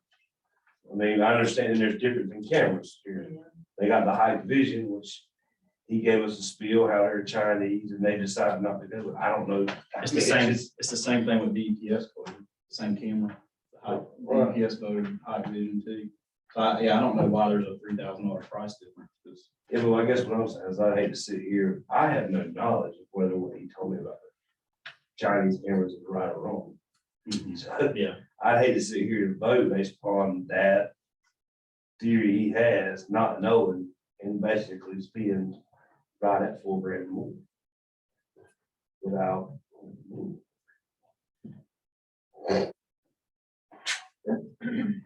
yeah, 4,200. Change. Without, the lane crowd would come out here and tell us their opinion, and having at least a chance to go home and Google some cameras here. I mean, yeah, there's no reason we have to decide. So, If we don't. you want to talk to the lane crowd and see if they come to the next meeting? Yeah, I can reach out to them and And see. then that'll give maybe some of us to do some legwork at home, and say, okay, well, what is the deal with high vision? Are they garbage cameras? Right. So Carolina and London, they're both local, so to me, that's worth something. And Yeah, that's in- why I In say. the interest of transparency, I go to church for both of them, but I have no skin in the game, just for. Well, down east, I mean, I feel like they're so close to Carolina, we use Carolina because they're in gold. I will say Down East took the most time, like the guy was extremely thorough about where is it. That's just not 2 cents. I think since we've heard from Carolina, I'd like to hear from both of them. You can go with that too. I'll reach out to them. We'll just leave that on the board. And we can't show them, can It's now public knowledge. It's been recorded in a public meeting, so it's. we? Okay. It looks like that lane has, because it's listed of warranties as well. Cameras, 3-year manufacturer warranty and all of the parts. Standard 1-year warranty. And 1-year warranty on labor. Now this is just 1-year parts and labor warranty. Looks like they have a little bit more on that.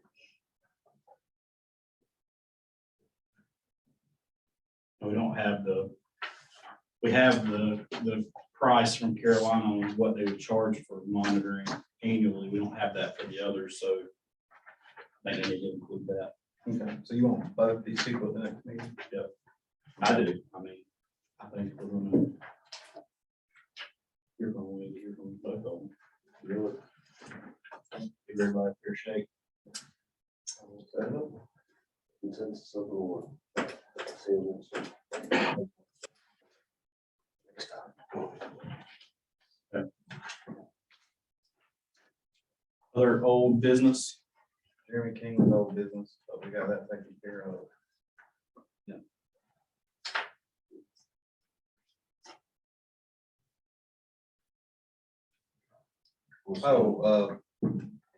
Justin McLean. Really, Dana and That's Sherry your has business. that's moved. Oh, okay, never mind. Okay. This one considered. Yeah, I'll do it under old.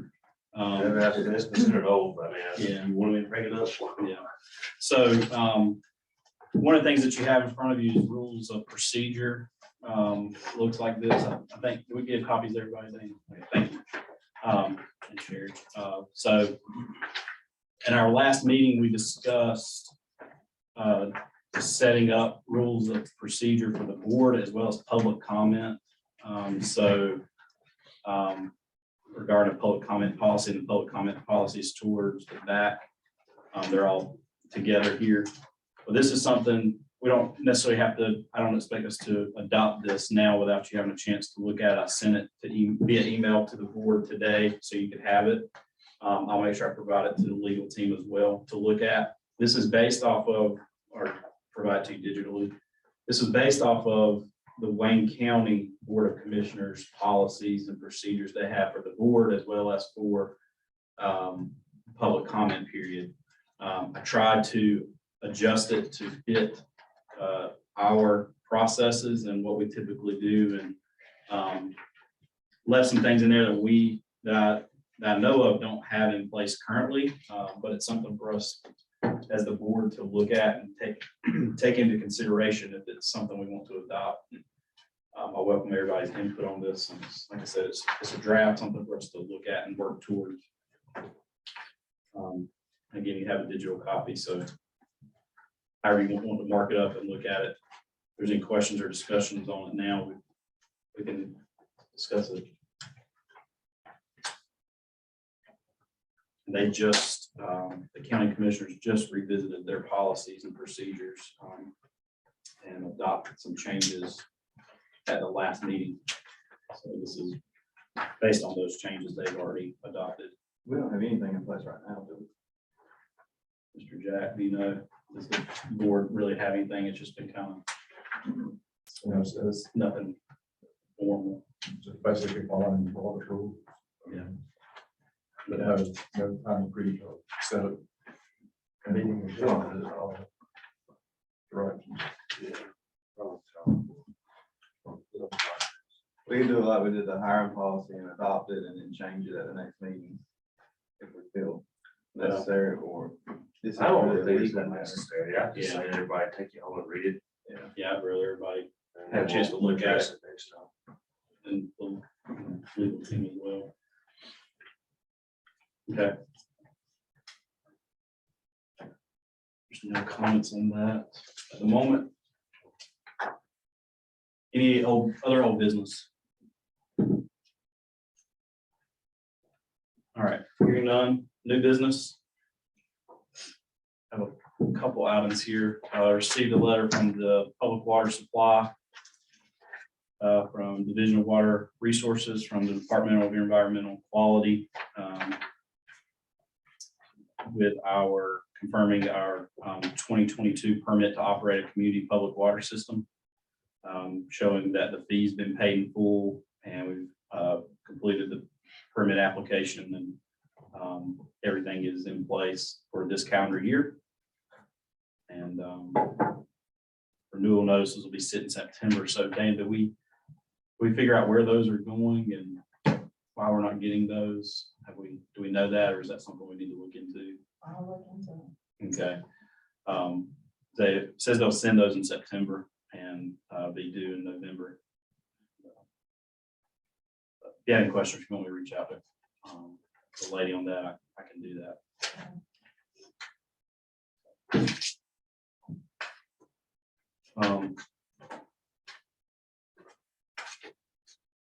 We welcome Jessica to the board.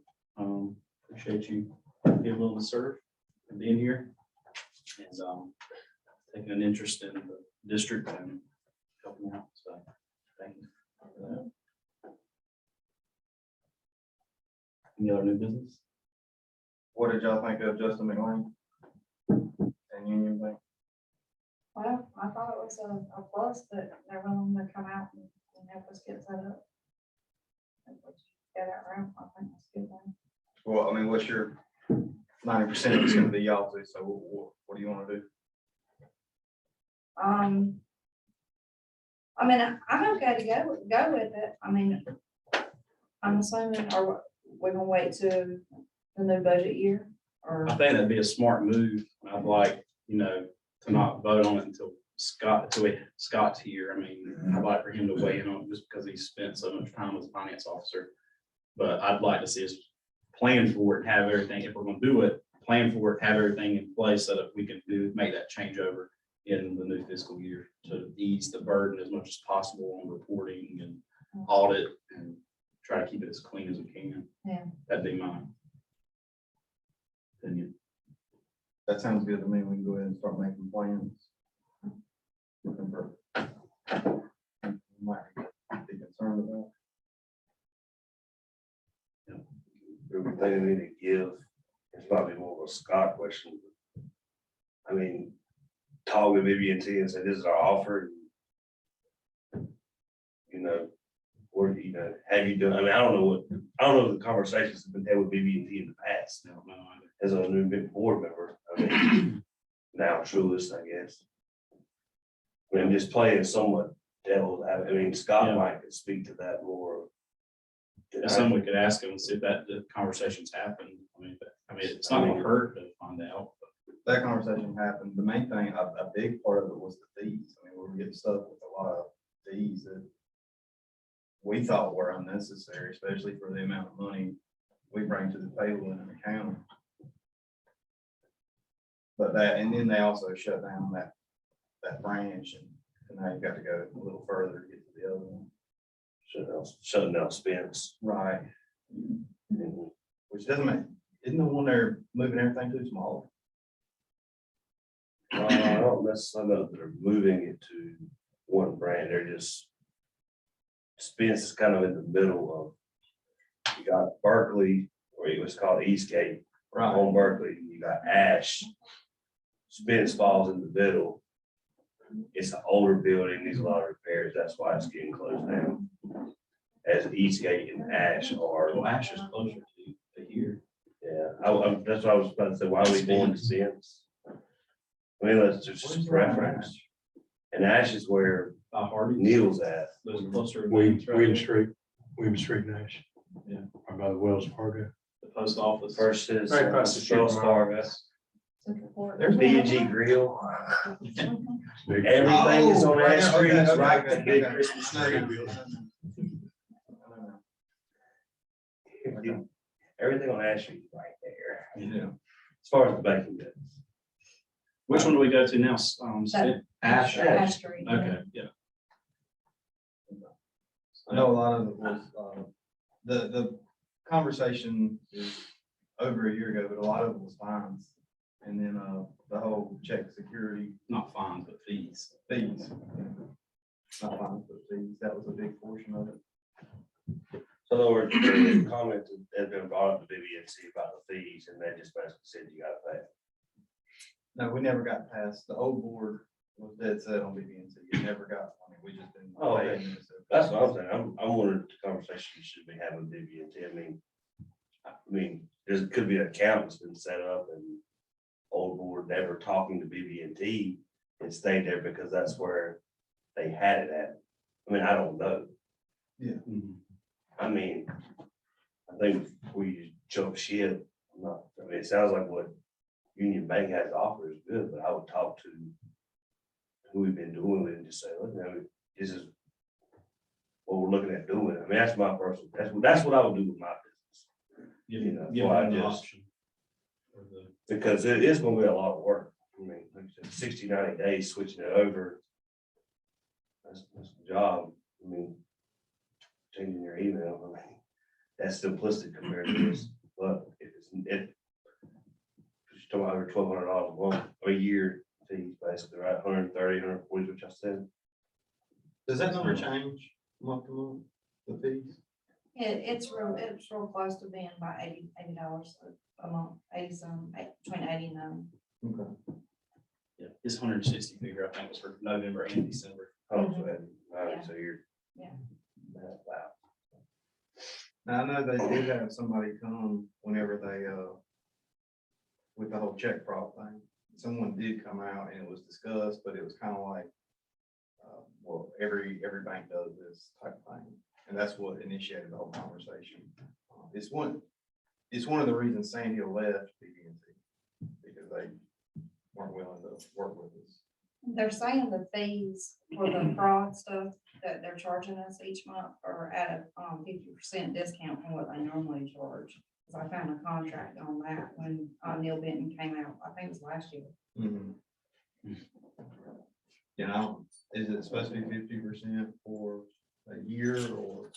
Well, it's whatever their normal cost is, it's just, he's giving us a 50% discount and it doesn't state a date, so that guess that could be changed at any time.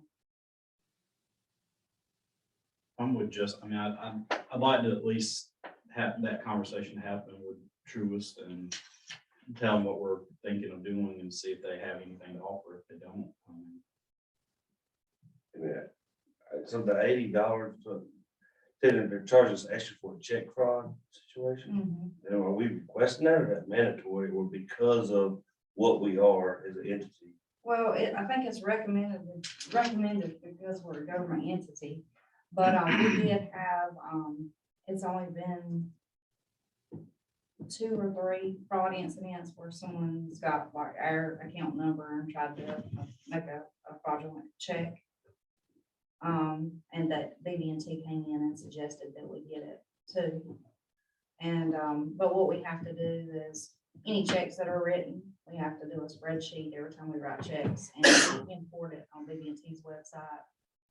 Any like RS payments, any payments we got coming out each month, we have to set it up on our account, authorizing those payments to be, debited out of the account each month. Yeah. I don't know. But that's just recommended. That's all. But we're the ones monitoring it, and we're paying BB&T. Yeah, I mean, that's what I was about to say. I mean, I've had that presented to me with my stuff. I was decided, if I do all this, then I'm gonna know Right. there's no point in me doing this, because I'm doing the work. But unless there's some extra protection that they offer. I mean, I don't, it's really not, but no, that, which mine's through First Citizens. It's not. I'm kind of bitter about the whole thing because they've been charging us all along, and they were willing to come out here and pitch this thing that's gonna cost us money as if, well, we're actually saving you money because you're buying insurance. And I remember Scott saying that's cheap insurance, and it's kind of like, well, other banks don't even charge us for this. So unless they want to refund some money for these past problems we've had, I'm bitter about it. I don't think we should have ever been charged to begin with.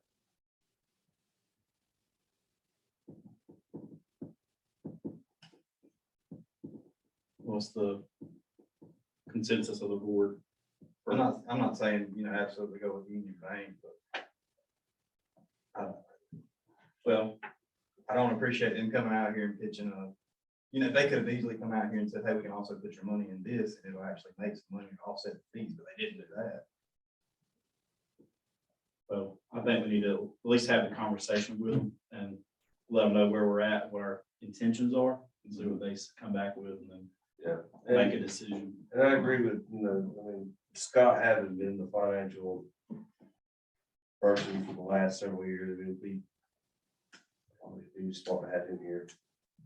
He may say something, like, oh, yeah. Well, But we can table it to next month with Scott here and discuss it then, and then make a decision about talking to BB&T, get his backstory on it as well, for any historical knowledge. That's the consensus of the board. Do that, just. Yeah. All right. Other new business? We need to do Danny McGee's always had the grass contract. I think the contract's actually like 3 years old or something like that.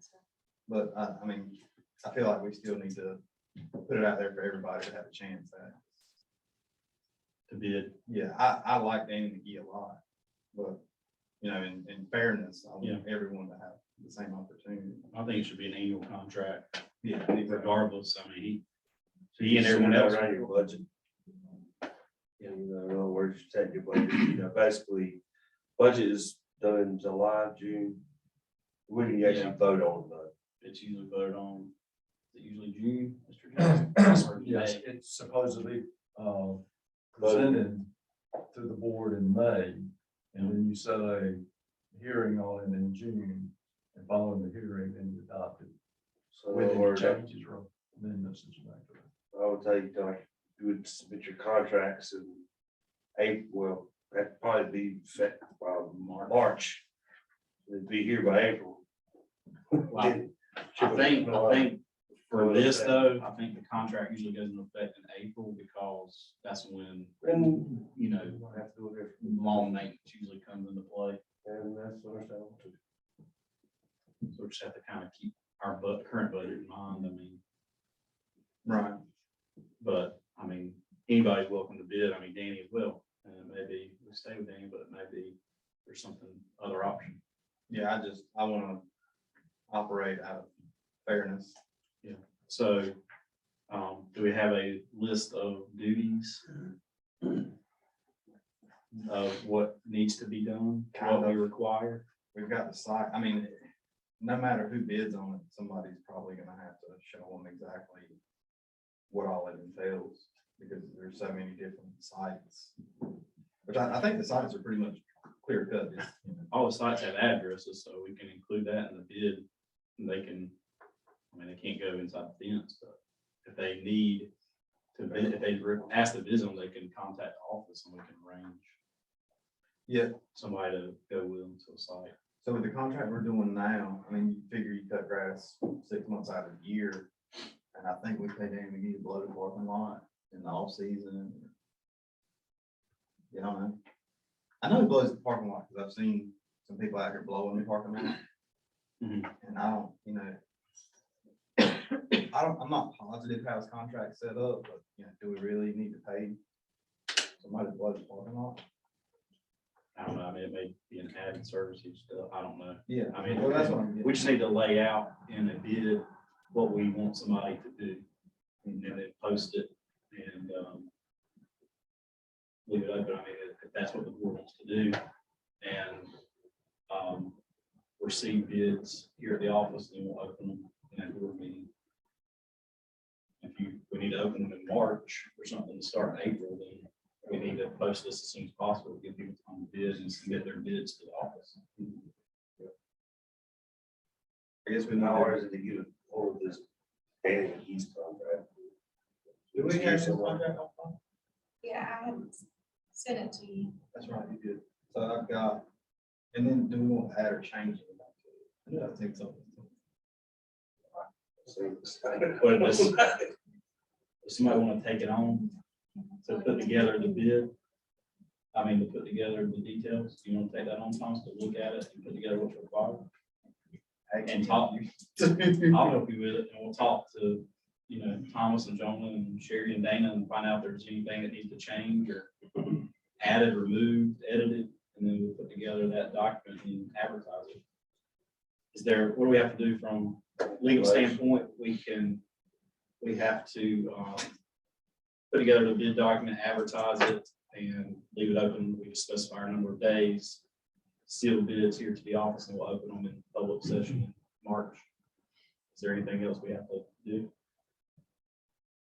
You don't have to do it necessarily at a meeting. You do it Okay, at a different time, or if you want to do it at a meeting, just to do it, that's fine as well. okay, I feel, for instance, we just do it on another day. okay. That may be more convenient, so whatever. Is that a special board meeting that's called, or they're able to just, You have a form of the board. you have to have a formal board to be able to vote on? Danny, he's always maintained the path going to the mill site. Do you know if he maintains any other?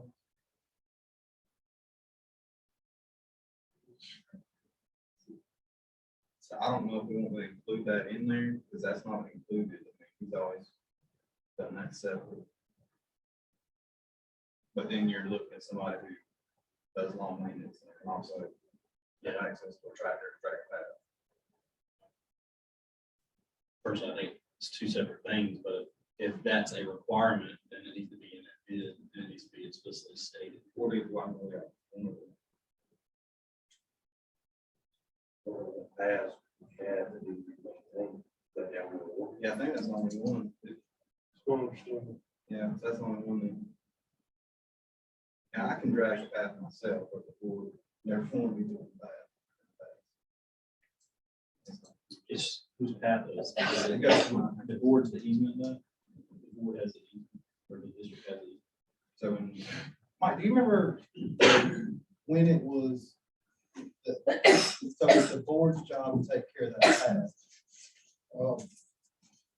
Day that plan was put in, the day that plan, the well was put in, plan was put in, it was Southern Wayne's responsibility for the road to the plant. We take care of that. And then, there's some that we traded a parcel of land with the Gaines. And then the easement right away came in again on that. They did that to square the property up.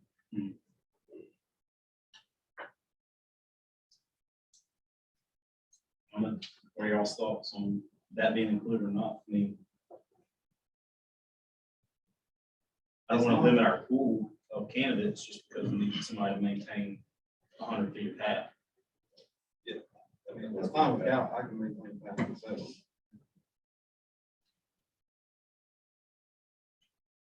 The biggest issue with the path is at the very end, before you pull out on the road, you always get mud holes there because of people braking, because they're at the end of the path, they're taking off, and the tires getting split. And that's the biggest issue. You're doing donuts on the path, is that what I'm hearing? So, but he doesn't provide the gravel, right? He would charge us for the gravel. Gary always did the gravel on the path. He got his own. Well, we could put it as an optional thing in the bid that people, if they want to maintain that, they can bid on it. If they don't have to build it, they don't have to. The board take that into consideration. We select a bid that they don't maintain it, then we have to, somebody's gonna have to maintain it. We're gonna have to either hire it out or they can put what that cost would be to maintain it, separate of their other bid. We can still, at that point, when we read the bids, if we select somebody that says they can do it, we don't want them to do it, we don't have to, so hire them for that part of the bid, right? Making an alternate. Sorry, So you can make it an alternate. right. You bid on each section and then you accept what you want. That's what we put in there as an optional line item. And see what we get, make a decision then. That's my opinion. What's past maintenance of your. Yeah. I don't know what your path is like up there, but. Yeah, keep up a lot of paths. Take care of it once a year. I mean, you can almost just get anybody to say, hey, we need this path fixed one time, you know, at the beginning of the year. Yeah. That's it's a done deal. Well, that was kind of like, you know, it's always been my thing, like I can drag this, I can just take the tractor over there and drag it. But the board always wanted to pay someone else to do it. I'd say that we leave it out of the lawn maintenance. It's not lawn maintenance. Yeah. Let's leave that out of the deal and we'll figure what we want to do on that part. On a different deal. Okay. If we want to figure it out right now, that's fine, but I just don't think it needs to be part of the lawn maintenance. Because like I said, you can hire anybody with a tractor to go over there once a year and drag that path for an hour, give them $100 or $200, and it's a done deal. Unless this path is just a gully washer that's always falling apart, needs a new tile once a year, but I can't imagine it being that way. Just have it straight down in the building closet. So I'd say you leave it out of the lawn. It would make the most sense for that being part of the lawn maintenance. Okay. Okay with that? So I'm gonna make a motion that Thomas Gandy and Matt Lamb are going to put together a bid submittal proposal for people to have submitted by Friday before would be March 4th. Friday before. So March the 4th.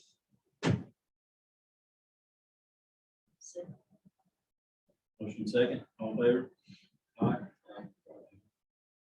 How do we, it's like with the Carolina phone and alarm, I was literally just, who can I find? I think this one, we put it on the On website, our website. word of mouth, tell people to go to it. We don't have a Facebook page, but We need to have somebody licensed. Or have insurance. yeah, I thought we did. I would assume so. I think our best interest is to have a company.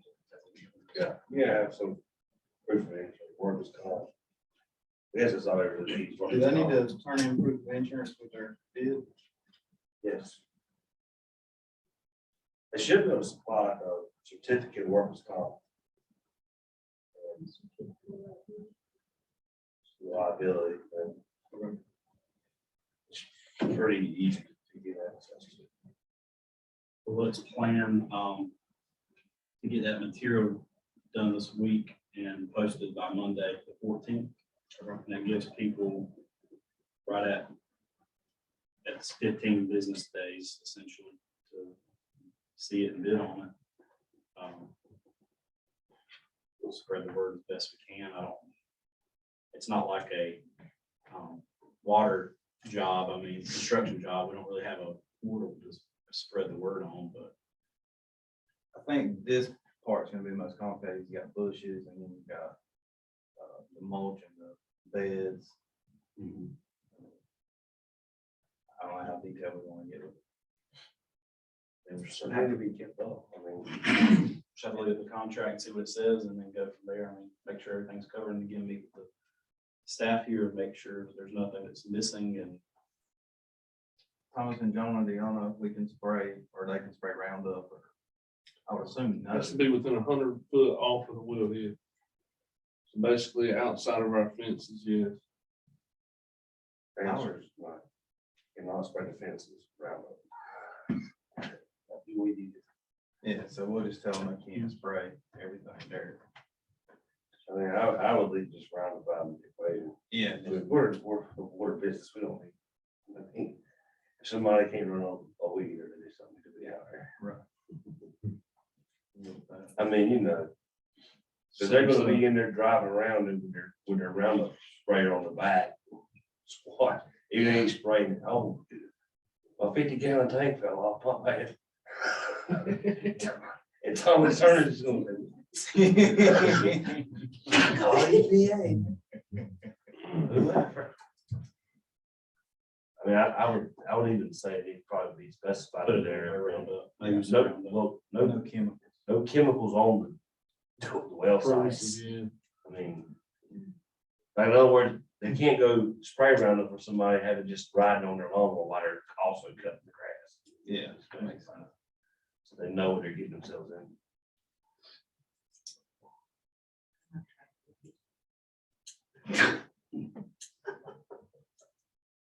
I mean, if you want to think about the sprayer, just hose it down, you know. Spray a bunch of diesel fill out there and kill it. Yeah, that's all. all right. We'll take care of that. Advertised by 2/14 with a date of receiving bids by 3/4, and we will open them at the next board meeting on March 8th. Just keep it simple, do it while we're here. All right, other new business. I have one, Dana sent out information about a leak adjustment question. We have a policy on leak adjustments. This one is a little unique. And I think Dana wanted to kind of talk to us about, or want us to discuss what the options are. Did you want to go through the details? You want me to read through the email to everyone? Well, this particular customer, they, just had a leak adjustment. I don't have any of the paperwork in front of me. Okay. But, they just had a leak adjustment, April I think it was, yeah, 2021. so it hasn't been quite a year, and our policy states that we can only do it, once a year. And, she lives far off the road, she has trees like all along her driveway, and the issue she's having is those roots are getting into her lines, causing her leaks. And, she has another leak now, the bill's even more this time, I think it's $700 and some. $757 and 50 cents. And, she was requesting for help. And I think we had adjusted originally I think her bill was. Her bill was $445.50 in April of last year. We adjusted $313.50 of it, leaving her to pay $132 of that bill. Are the trees still there? Trees are still there. So we still got the same problem. Mhm. But I know in the past, we used to, the policy was revised at some point, within probably the last year. But we used to have a policy, and I actually spoke to, Scott Ingram on that too, because he remembers it. So we may have to go back and look in the minutes, but this is since me and you have spoken about that, situation. But, used to, we could go back in the policy if they had more than one leak in a 12-month period. We could go back and, give them the leak for the higher bill. So for instance, for this one, since their first bill wasn't but 400 and something versus this one 700 and something, we can adjust it based on the average from the highest bill. So we can go back and adjust another 200 some bucks. Yeah. On that particular bill. But, Okay. that's not in our policy anymore. So somehow it got weeded out evidently when it got rewritten. Okay. I don't remember the board talking about it. Was it at a board meeting? I'm not 100% sure. I just know we were passed out new policies within, I guess, in the last year or so. And I included those policies in the email. Didn't this customer also state that at one time she thought the initial leak was due to a farmer driving a tractor over the line? No, it's not the same customer. It's not, okay. Well, I mean, the reality is she's got a water line run through trees. This isn't the last we deal with this. I mean, I get maybe she didn't hit something or somebody didn't do something, but somebody decided to run a water line through trees. Or planted them? You know, we're planting them there after She the said, water, I don't know. yeah, and she did make the comment, they were there when, they purchased the property and, she's just had So, happened to I have guess- it, didn't want it. You know, but if we're gonna keep knock off 300, you would knock off, I mean, if we were to agree to do it, you're gonna knock off another 300 to 400. And eventually, we're basically saving her money in water, but she can replumb this line and get it out of the trees. And I mean, if we're gonna keep adjusting for her, that, then I think she's gotta have some form of, okay, I'm gonna use the money you're saving me to reroute my water line and save both of us. If not, I mean, you're just looking at. There'd have to be some communication if we did do something that, this is a special circumstance. Our recommendation would be for her to move her service line. That's their responsibility. Yeah. And that we may not be able to do this in the future unless it falls within typical, I mean, policy. I don't know how this particular works, but my statement's about to be, my statement would be, if you make a second adjustment on the same issue, we'll do it. Your job is to get it fixed, but we'll no longer make a leak adjustment in the future for an ongoing problem that we know is going to exist.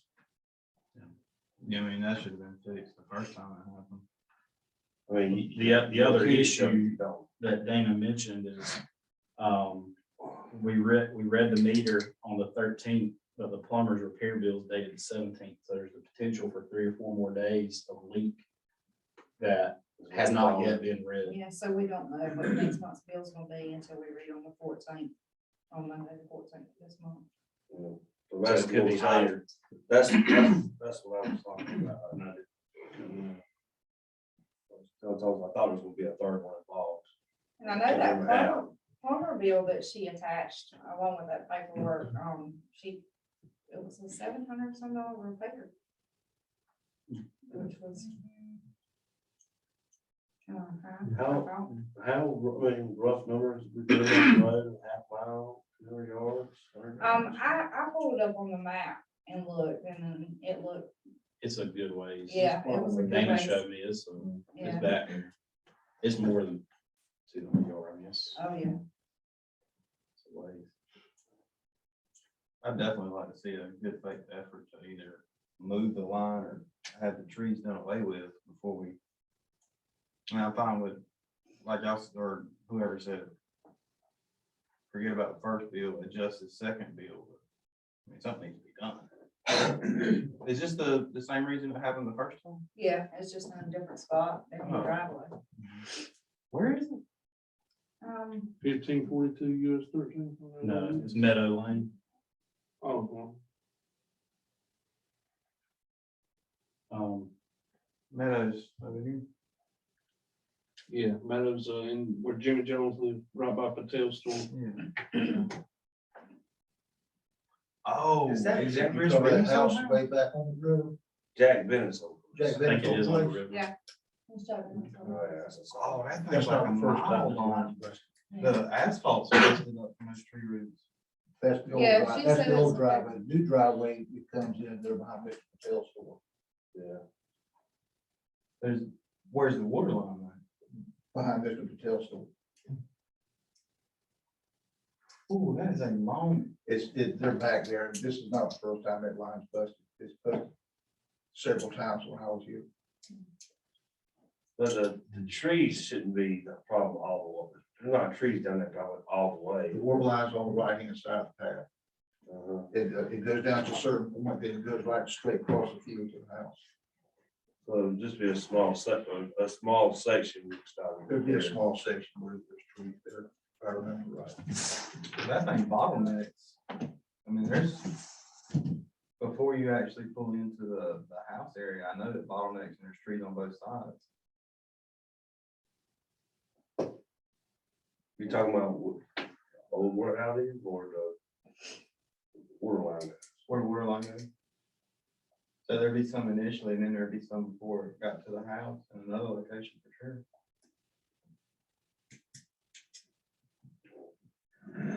sure. What's the consensus on the board on making a second adjustment prior to being with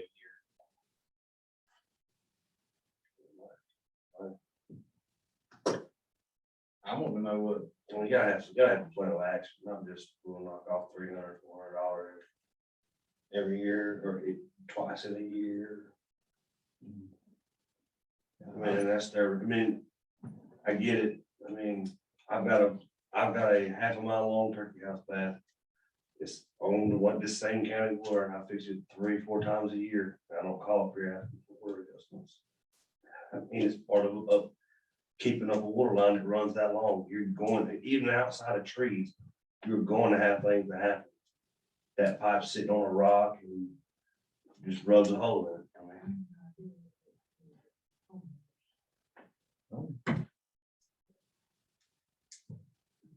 yeah, I'm kind of with Justin on that. But Mike, do you know how many times it was fixed in the past? You'd have to go back and look at the work orders. I mean, more than a couple? There's more than a couple. Yeah, I mean, I I mean, understand. there was a lot of times where we were reading meters, we see the meter had a higher usage, it was running.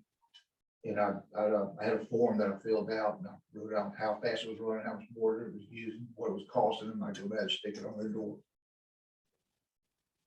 And a lot of times when I'm driving down the path, I was looking to see where, if I found it, hey, the big old blue paint, the big old blue circle, there's your leak. Mhm. We don't know if it's the same person there. No, it's not. I don't know if it's the same person still living there. See, I made a copy of the notes on that particular person's file, and that, this is only the second week she's had since she's been there. How long has she been? It's, Was this a full history? yes, what's your, what number now? December 20th. Well, no, yeah.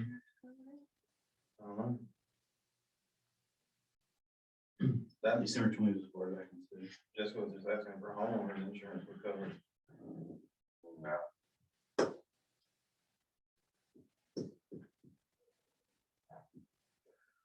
So we're averaging a leak a year.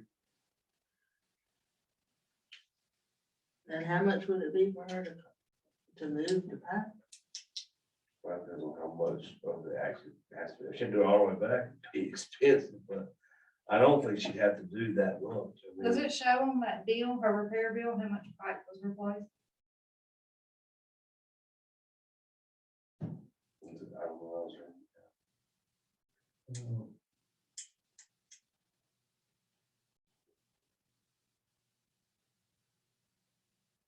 No. It's $785. Well, could someone go out there and give her an estimate of how much it would be to get that part Plumber replaced? have to do it. have to be up to her to get a plumber to come out?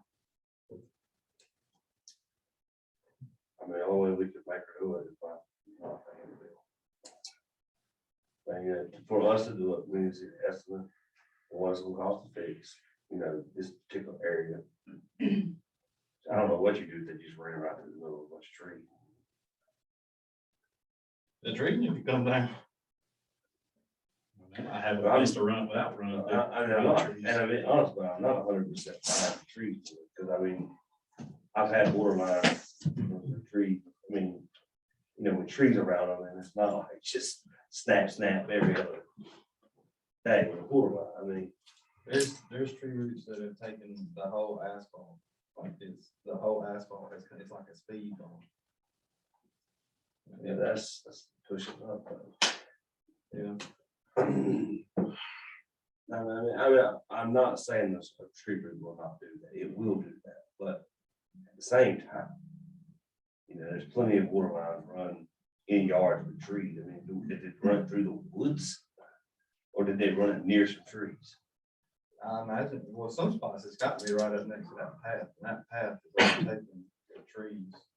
And those trees are, I mean, they're I out. mean, it's no part of the water district's fault that it has not been upkept. Yeah, I'm with you on I that. understand it's not her fault, it's not our fault. I make a motion to adjust her payment again. That's not her fault. That she had no idea. She just moved to that house. If I were in that position, I'd be freaking out that I would have to pay that much money. Ain't nobody trying to help anybody in this world anymore, and you don't have extra money to be coming up with stuff like that. That's just my take. We want to do it to have it in the future. Have it, let her know, hey, we're doing it this time. If it happens again, it's on you. You're gonna have to have someone come out here and fix it. That's what we did the first time, or that's what was done the first time. So y'all Well- physically told her that if it happens again, she's gonna have to fix it and all that, so no. So I mean, it's her responsibility to keep her water line in place, so not be a discussion that, but our policy is that we'll cover the water, that's the only part that we would do. is cover Doesn't she water sign a usage. paper? Yeah, she signs a paper that states we allow one adjustment every 12 months. Well, I'm not saying you're wrong, but No, She is everybody's got aware. an opinion. I'd be totally There's a motion.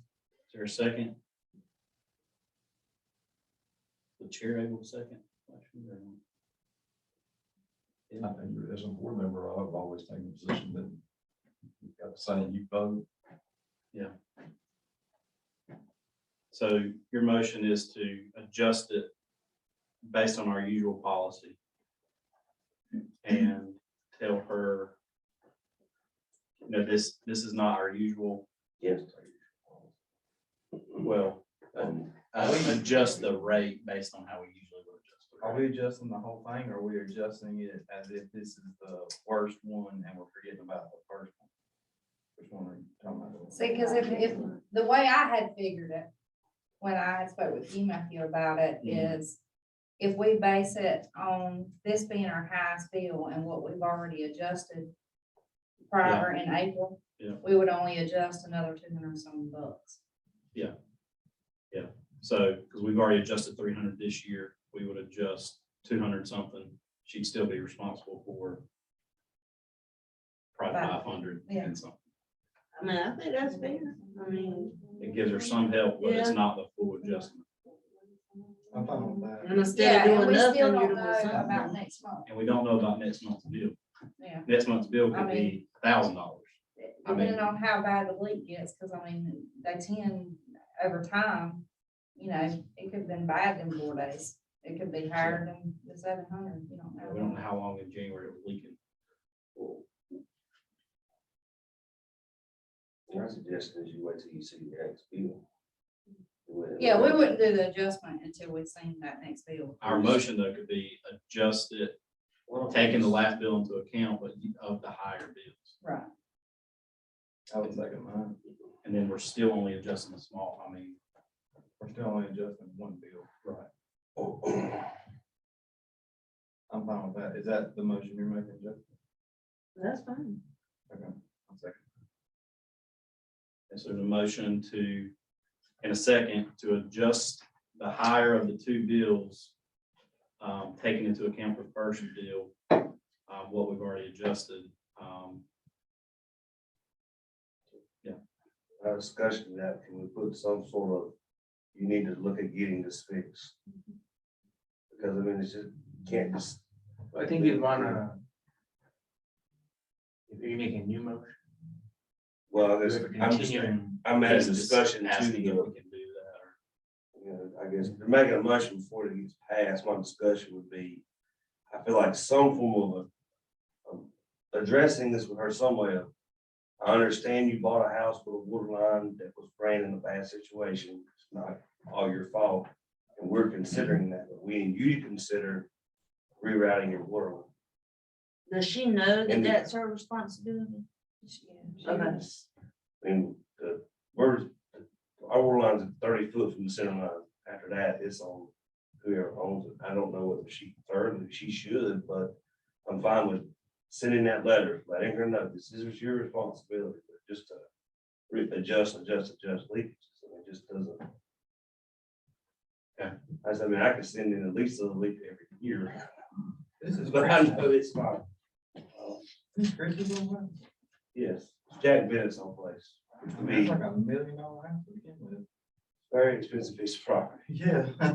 So I mean, I'm trying not to say that. I mean, I've tried not to call them out of count, but I mean, they're living very nice to be living back there. And they're Back door, you land in the Deuce River. yeah. they're not poor people, that's for sure. Not that, my opinion is that doesn't matter. I mean, it's not, this is, you know, it's the same for everybody. right, it's fairness. So are you making an amendment to the motion that we do that? That would be his thinking. I'm still learning all the procedure, so bear with me. I've always. I think you would have to taken the withdraw. position that someone puts forth a motion and it's voted on, and if it's voted down, we put a new motion forward, but that just, at least in my mind, keeps us on the same page about what Well, exactly I the mean, Or motion. Jessica can withdraw her guess- motion and make it. based Right, on it could be his- withdrawn. That's what I Rules was, and what's the procedures. situation? Withdraw the motion and add in this part, if that's what you want to do, or. Do you want to withdraw your motion? I Jessica? withdraw my motion. Struck out first line. Do you want to remake your? I do not, I motion? do not. You can make it yourself. Withdraw not being nice. Well, my motion would be that we adjust the higher the bill. And we send her a letter informing her of, you know, this is her responsibility to get this part fixed. And we need to see action if she would like us to help her with other water bills in the future. You want Jessica to write the letter? I don't. I said, just to see it, you're rich. I didn't, the man over there said that part. All right. So we have a motion on the floor. We have, is there a second? I'll second it. Is there any discussion? All in favor? Well, who's writing the letter? I think it'll be up to Dana. If you'd I'll like. do it. If you would like me to read it, I will. Appropriate. I might put suggestions. All right, all in favor? Aye. All opposed? It's unanimous. All right, so you want to communicate with her, Dana, and give her some, information tomorrow, and then just let her know that figure it out after Monday, once the meters are ready. Okay. And you can give her verbal, what we discussed, but I think letters needed. Does it need to be certified? I actually think that it would be best if I type it up and have her sign it, because, we always get them to sign an adjustment form. Yeah. And just type it up, that, the board's made an exception and is giving her another adjustment based on her having it fixed. And Okay. we can't help her anymore if it was that type of leak. All right, I think that's good. I'll just have her sign it. Okay. One other item, this probably fell under old business, but it was surrounding the need for field staff, additional field staff to help out and potentially advertising for that. I wanted to open that back up. I mean, is that something from Thomas and John, your point of view, that's needed to have that? You know, that additional resource. Now you've been, it's been over a month now, or is that something you want to kind of see how, are you doing okay right now? We just kind of want to know from a resources perspective, you have what you need, or Y'all running ragged or y'all okay? It would be nice to have 2 weekends in a row off horses every other weekend. and Jeremy's going to help. It sounds like at least one weekend. Right, but that's Yeah, that- until we get to cross connect, correct? Yeah, I mean, that could be 6 months, it could be a year. Right. So I mean, if Well, if that's covered for now, then that's not an issue. It's not a pressing issue, but you would want someone to come in like we had talked about before. Young blood, because I'm early 40s, he's mid-30s, yes, currently. And, possibly someone maybe bilingual would be excellent. Some of the places we have around here, I think that would be a plus. A younger guy, bilingual, hardworking. I guess how ragged I'm feeling, I'm being ran depends on, the discussion of a raise or where that talk leads to. There's definitely more money with less people. But we haven't discussed the percentages of that. Do you want us to discuss it and then we'll get back to you? That's fine. Hang up about that.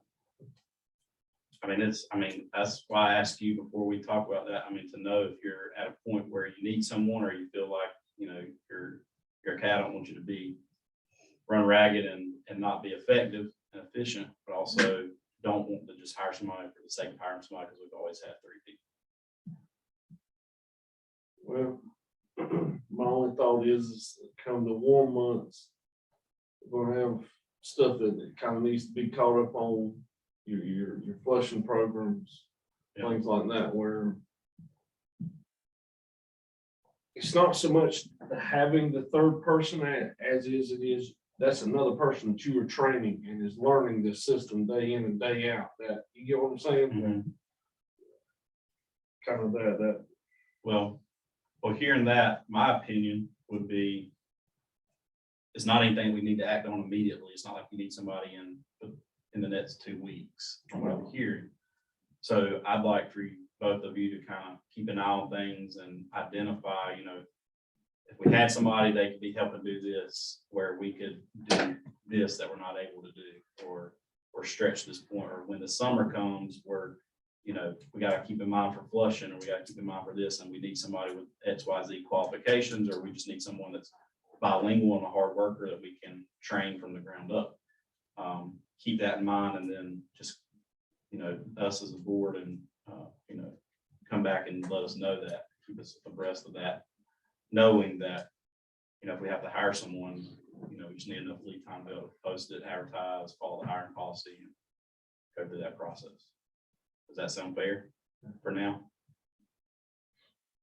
Okay, and just remember, I mean, Jeremy, is a resource and for the cross connect, and we need him for obviously only 1 week in a month.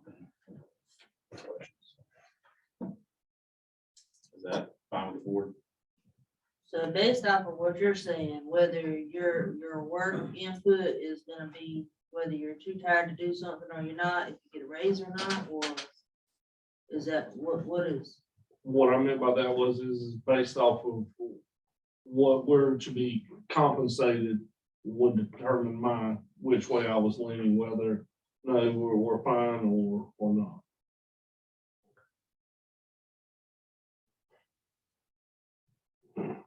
No questions from the board?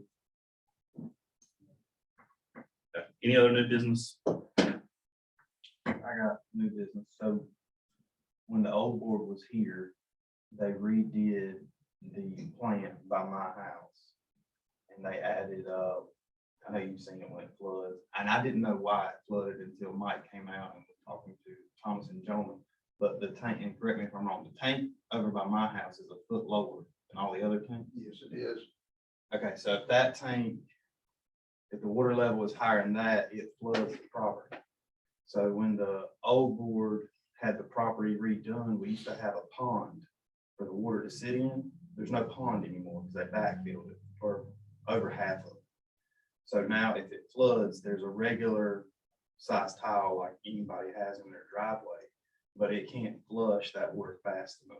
And so it would go from that tile over to where the pond used to be, and then it would go through the tile at my driveway that my granddaddy put in, 100 years ago. So these tiles were never designed to do that amount of water. And what happens is it fills up so fast that it backs up into my yard and crosses my driveway further down. But I'd like for it to be done right, because I don't think, were permits ever pulled for that, Scott? Yeah, I don't, That part of the path that is overflowing, is that considered the district's part of the math or your part of the math? it's mine. Or the tiles that? Yeah, I can show you the pictures on my phone where it overflows, but it pretty much stops me and Lee from, and now Lisa's mom from being able to get to our houses. So the Right. cheapest, or not even necessarily cheapest, but probably the easiest fix would just be to go in there and put a larger tile in for you on your driveway, since it's our water that's crossing the.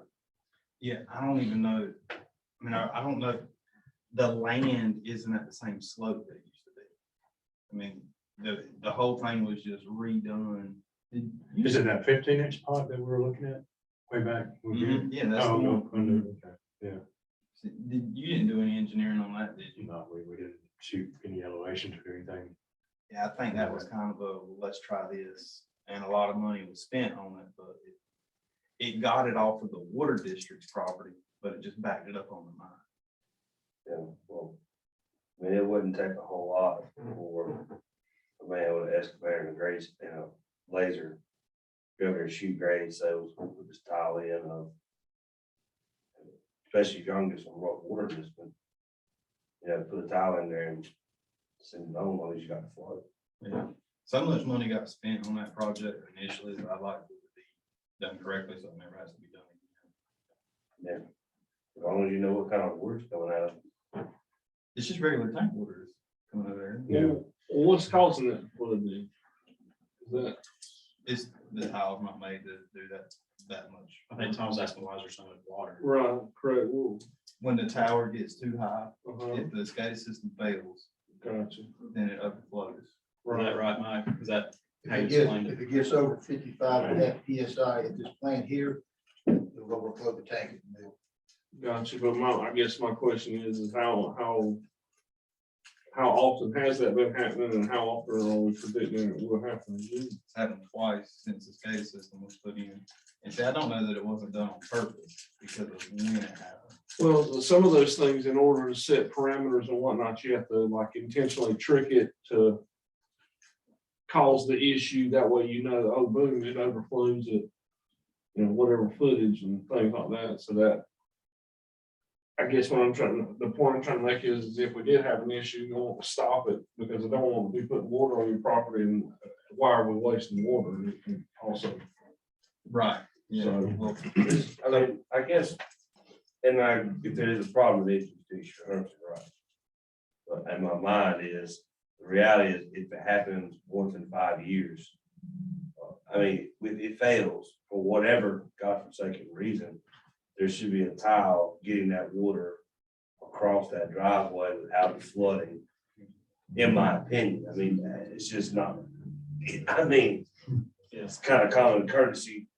And it probably should technically be on the district's land. To funnel the water through the district's land, through the tile. I mean, I'm not there to see all the grade. I don't have like I said, an excavator and a laser and a piece of tile to solve it pretty easy. That's it right now. Isn't that right with it? Wouldn't even be very expensive in the grand scheme of things. Water just work. Oh,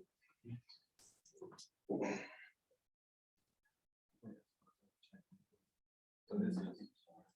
Much more out. Overtake it. So you can't even see. That part. You remember this used to be bigger.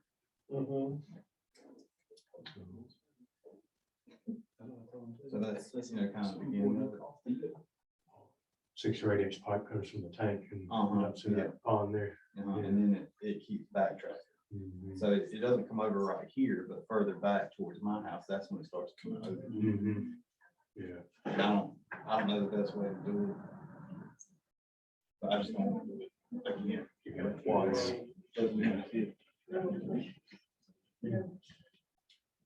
Just consider that.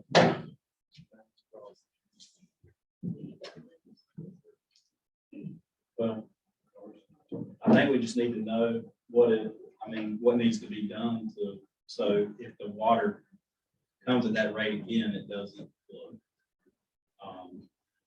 I don't know who the right people are to contact to find that out, but Scott, what's the best way to go about getting it done like it needs to be? Is that something you need to engineer? Do we just need to put a tile in? Well, I mean, our guys can put a pipe in, put a bigger pipe in there, I'd like for, somebody to check it and make sure that that's going to fix it. I don't want us to spend whatever and put a new pipe in and then Thomas has it. Yeah, with the way they brought in the dirt, it still goes downhill. So even after it overtakes that little rock bed they've made, it still goes down. I think it just needs to be really looked at and like Justin said, surveyed. I don't know if it needs to be lit to where it won't come on my property. See, when we had that pond, the pond will hold it, but there's not enough pond there to hold it anymore. So you basically, man, with an excavator and laser go over there and fix this problem, jump the board, so that's what it says. My answer would be for the district sake, is you go there and you put something that's on the district's property to control the district's water. Not go to Thomas over there. I mean, it'd be probably a little bit cheaper to go to Thomas's land and put a 36-inch tile. I mean, that wouldn't That's cost what I'm much. saying, somebody that knows how the water should flow. and where But it you got, should go, you got a look at it. 15-inch tile in it? Probably, yeah, it's just regular. I mean, if a man put a 36-inch tile and hold that water off, that it ain't really take a whole lot of configuring and engineering to figure that part out. If you do that, though, so the tile at my driveway is the same height as the tile at the water district's driveway.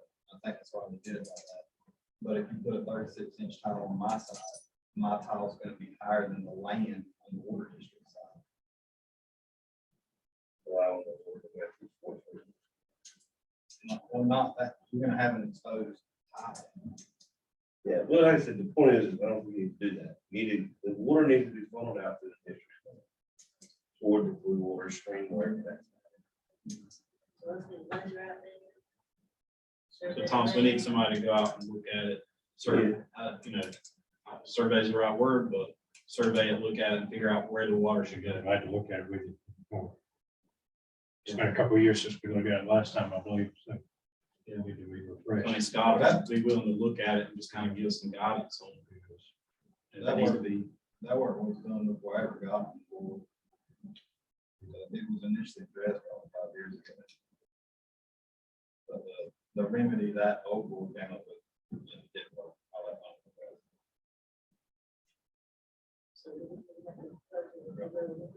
I don't think we have to make a motion on that. It's just consensus, it's kind of a daily operations thing. Maybe get together and we're good. Okay. Any other new business? I think there's a need to enter executive session for the purpose of discussing personnel matters. So I make a motion that we enter executive session.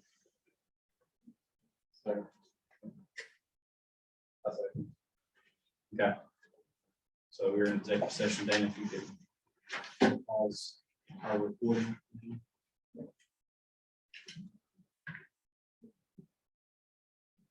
Yeah.